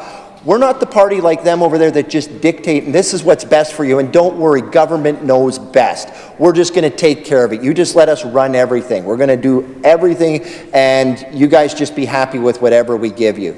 That's not the new Saskatchewan. Mr. Deputy Speaker, I know I have to wrap up with my comments, and I think I'm getting close, but I do want to say one thing. I want to be able to thank my cabinet colleagues for taking me under their wing as a rookie minister, except for the Minister of Health, which just led me astray many times, Mr. Deputy Speaker. And former cabinet colleagues and members, the whole caucus has been very supportive of me in this role. I really appreciate their support. I'm trying to be respectful of their wishes and try to understand what's going on in their constituencies, because it is uniquely different. And there are certain areas of this file where I have a very comfortable feel on, and there are certain areas of this file where I need the input. And I'm always open for input, and wherever that input comes from. In closing, Mr. Speaker, I just wanted to say a quick shout out to my friend, certainly one of my mentors, the member from Lumsden Morse, who's in a battle, and it saddens me that he's not here, because more than anything, I like to joke around with him, and I like to be able to talk with him, and better than anything, he has no problem with calling me out, and I do appreciate that. But my friend is in a battle right now, and I wish him the best.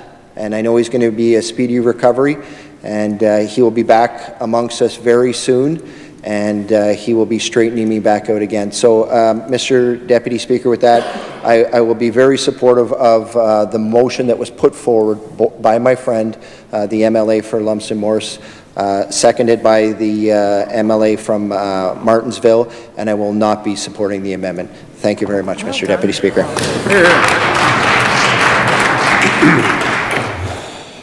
I recognize the member from Regina Douglas Park. Thank you, Mr. Deputy Speaker. It's my honor to rise this evening to join in the debate around the throne speech. I too want to take this opportunity after the member from Saskatoon Silver Spring gave his love and his shout out to the member from Lumsden Morse, who we know is in a battle right now. I'll take this opportunity on behalf of the official opposition to echo the sentiments that the member from Saskatoon Silver Spring just echoed, and we too wish him and know he will have a very speedy recovery, and look forward to seeing him back in his chair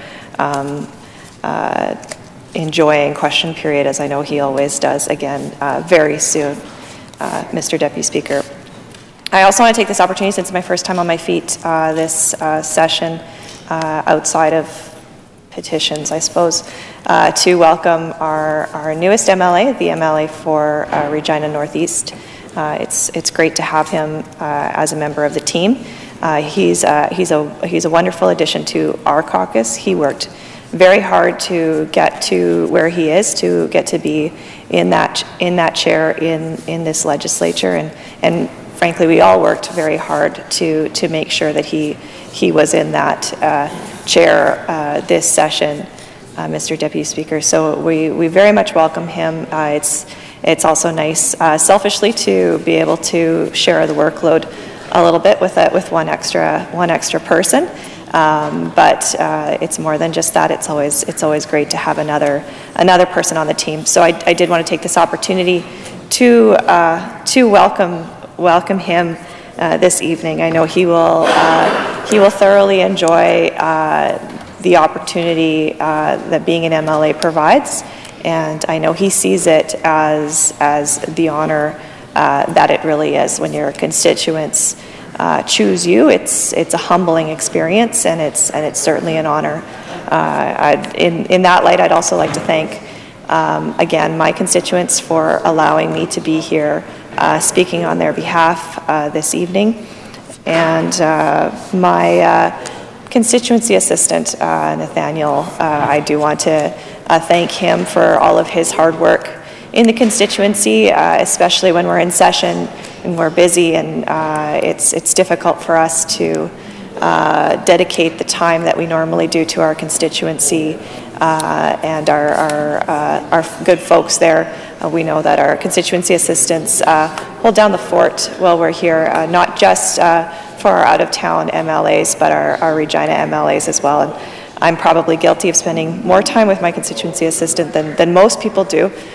We go to, not only do we work together in the constituency office, we also go to the gym together 3 times a week, barring unforeseen circumstances, and often we'll go to concerts together and spend some time together in the evening. We went to a Tragically Hip concert about 1.5 years ago on the farewell tour, and we're going to go see Kimchi in a couple of weeks in Saskatoon together, which is the second place winner of RuPaul's Drag Race season 9, I think. So we're both pretty excited about checking that out in Saskatoon. So again, I want to send my love to Nathaniel and thank him for his hard work and for putting up with me both during work hours and outside of work hours as well. And since the member from Saskatoon, Silver Spring, also took the time to thank his spouse, I'll thank mine as well, for holding down the fort when I'm here. I'd like to think normally he misses me when I'm when I'm too busy at events and session to spend as much time with him as I'd like to. But frankly, a new video game came out a couple days ago, Red Dead Redemption 2. It's apparently earned the most of any video games ever earned in a single weekend. And he just sent me a link to that article, and I've learned more about that game than I ever cared to. And I know that he's not watching this right now because he's enjoying his time with me, not at home, so he can continue the adventures of whatever that cowboy's name is that he is being right now. I know a lot of friends have lost good spouses to that game over the last couple of days, and I send them my condolences as I am experiencing a similar pain. We lasted a good month. I think it was a nice month of marriage before that game came out. So we'll see what the rest of it looks like. Moving on to the throne speech, Mr. Deputy Speaker. This was the Premier's first opportunity to give his throne speech, to give his message, his vision for the province. I was looking forward to seeing what was in it. Frankly, I thought it was somewhat lacking. I thought it could have been more inspiring. I thought it could have had more vision, Mr. Deputy Speaker. One thing that was really notable in the throne speech was that although 18 issues, 18 things from the throne speech were highlighted in the government's press release, 11 of those 18 were actually not new initiatives, Mr. Deputy Speaker. They were repetitions of old announcements. I do, however, now that I have this time, want to acknowledge a few good things that I did see in the throne speech, and I think it's important to acknowledge when the government is moving in the right direction, in particular around a few initiatives around interpersonal violence and sexual violence. The first one is the expansion for the interpersonal violence leave to now include sexual violence. This is a positive step forward. It can help survivors of sexual assault, for example, to be able to access that, the 10 unpaid days leave.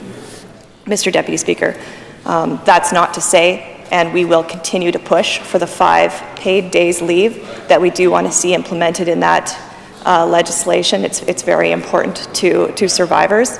It's what we're hearing still as a call for those who are working most closely with survivors of sexual violence, interpersonal violence in particular, those who are running transition homes in particular have called for the need. They've seen the need for survivors to be able to access that. So acknowledge the good, but continue to push for better. And I think that's our job in opposition, acknowledge the good, but continue to push for better.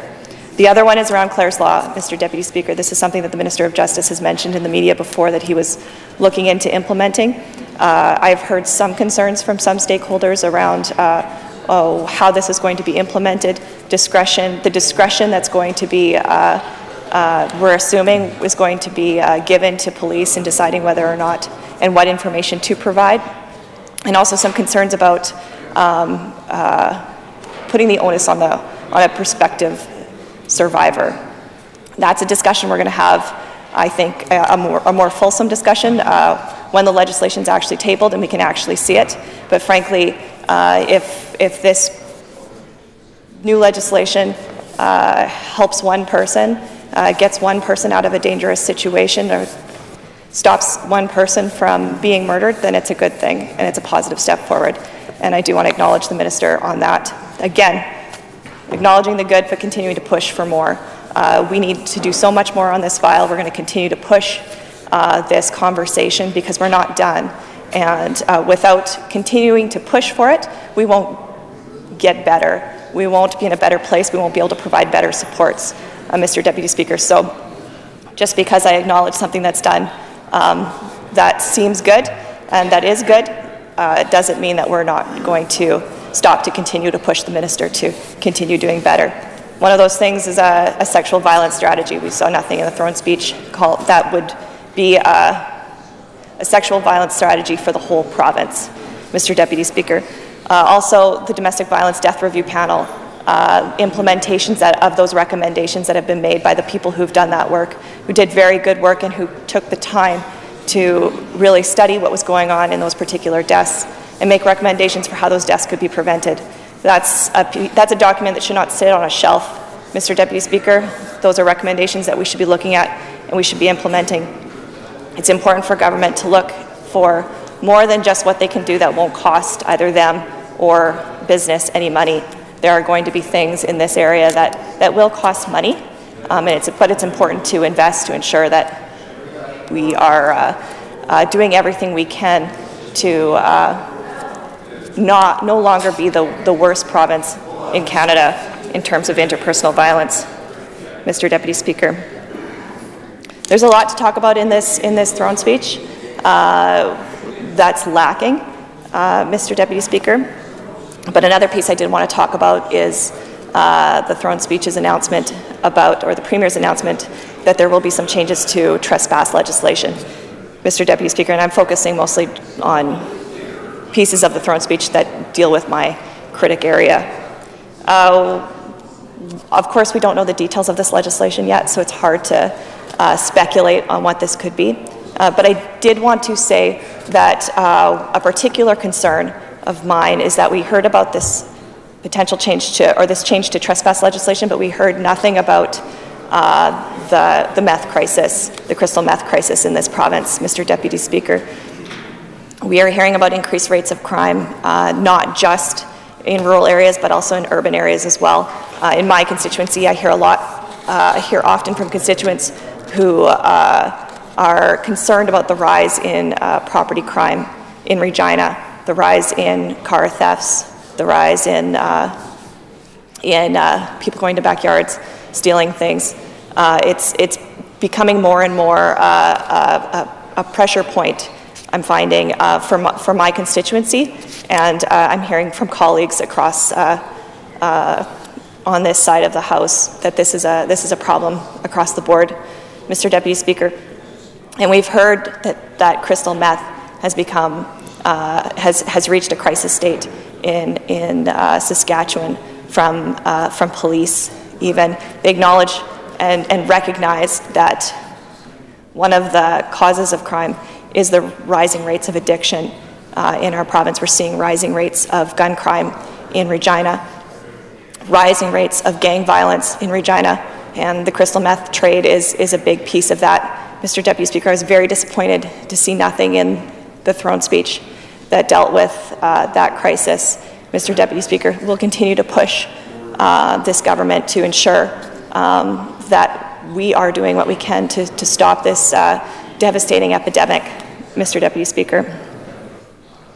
Another challenge that this throne speech presents, and my colleague, the member for Regina Lakeview, expresses very eloquently every day in question period so far, that there was no commitment in this throne speech to restore the education funding, the remainder of the education funding that was cut in the 2017 budget.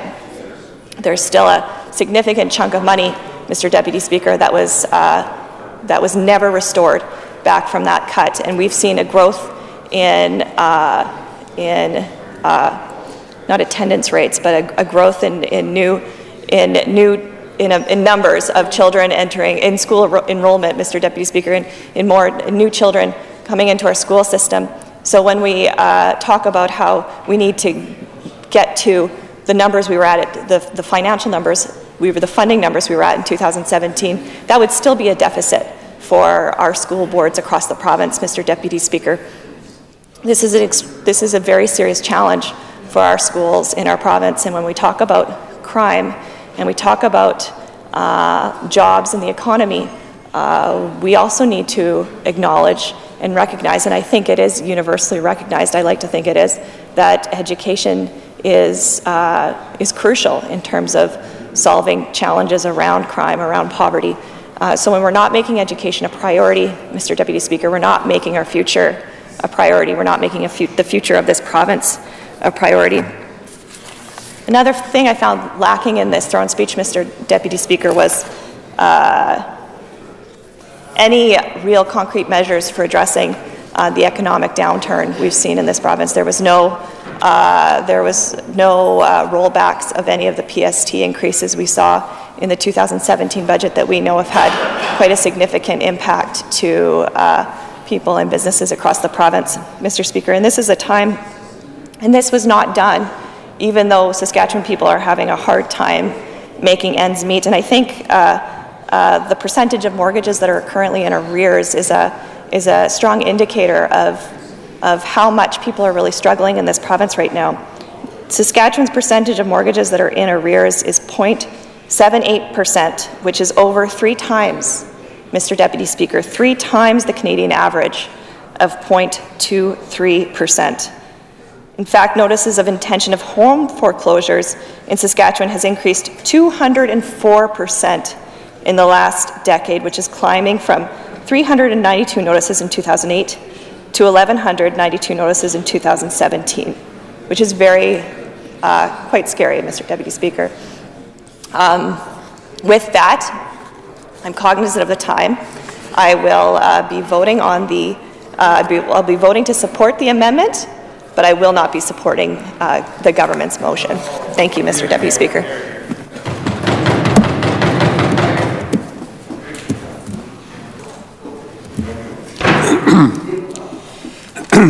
I recognize the Minister of Agriculture. Thank you very much, Mr. Deputy Speaker.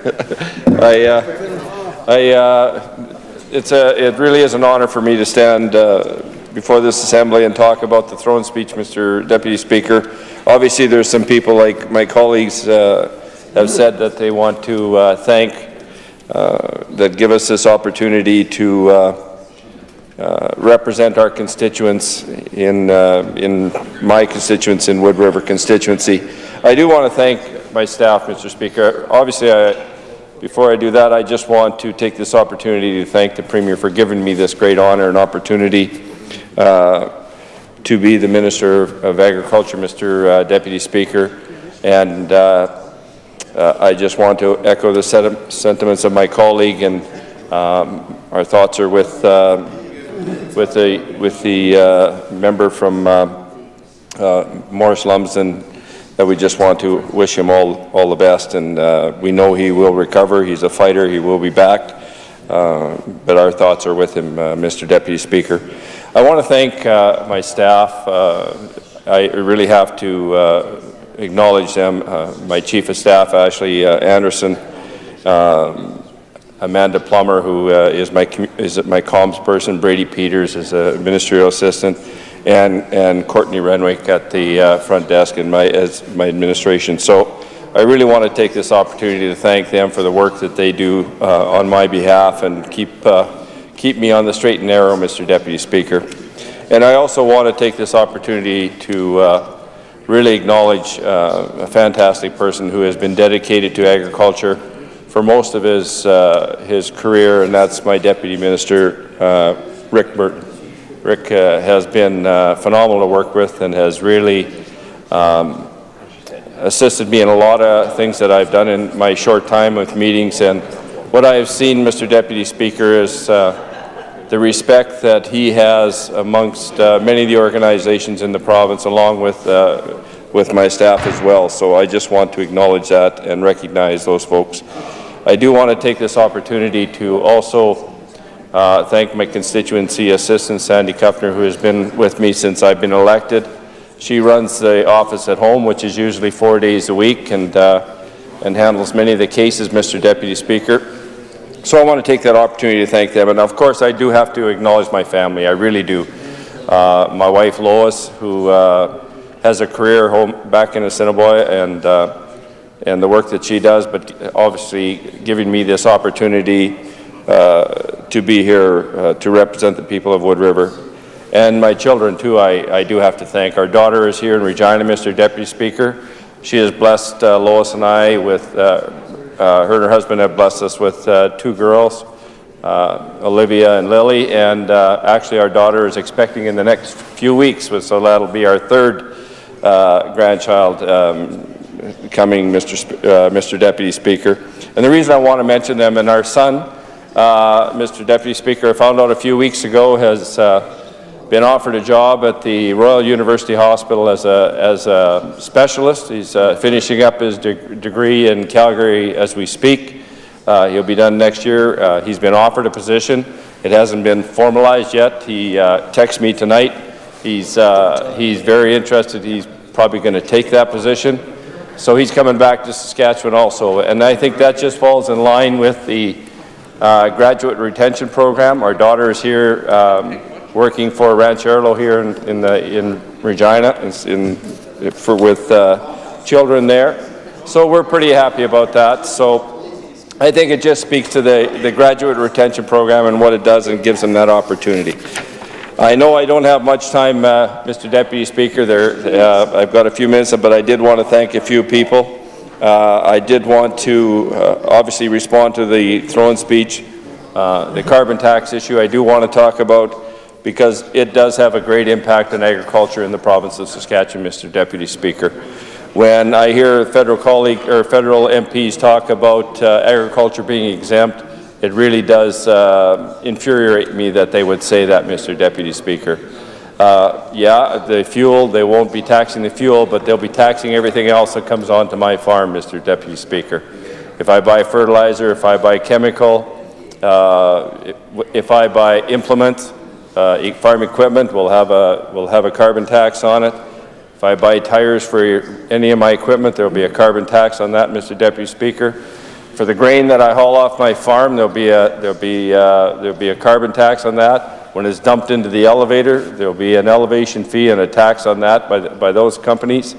And when it goes in a rail car, there'll also be a tax on that. At the end of the day, in agriculture, Mr. Deputy Speaker, the payer is the farmer, and it always will be. And that's the system and the world we live in, and we still live in that world. And I just wanted to say that, Mr. Deputy Speaker.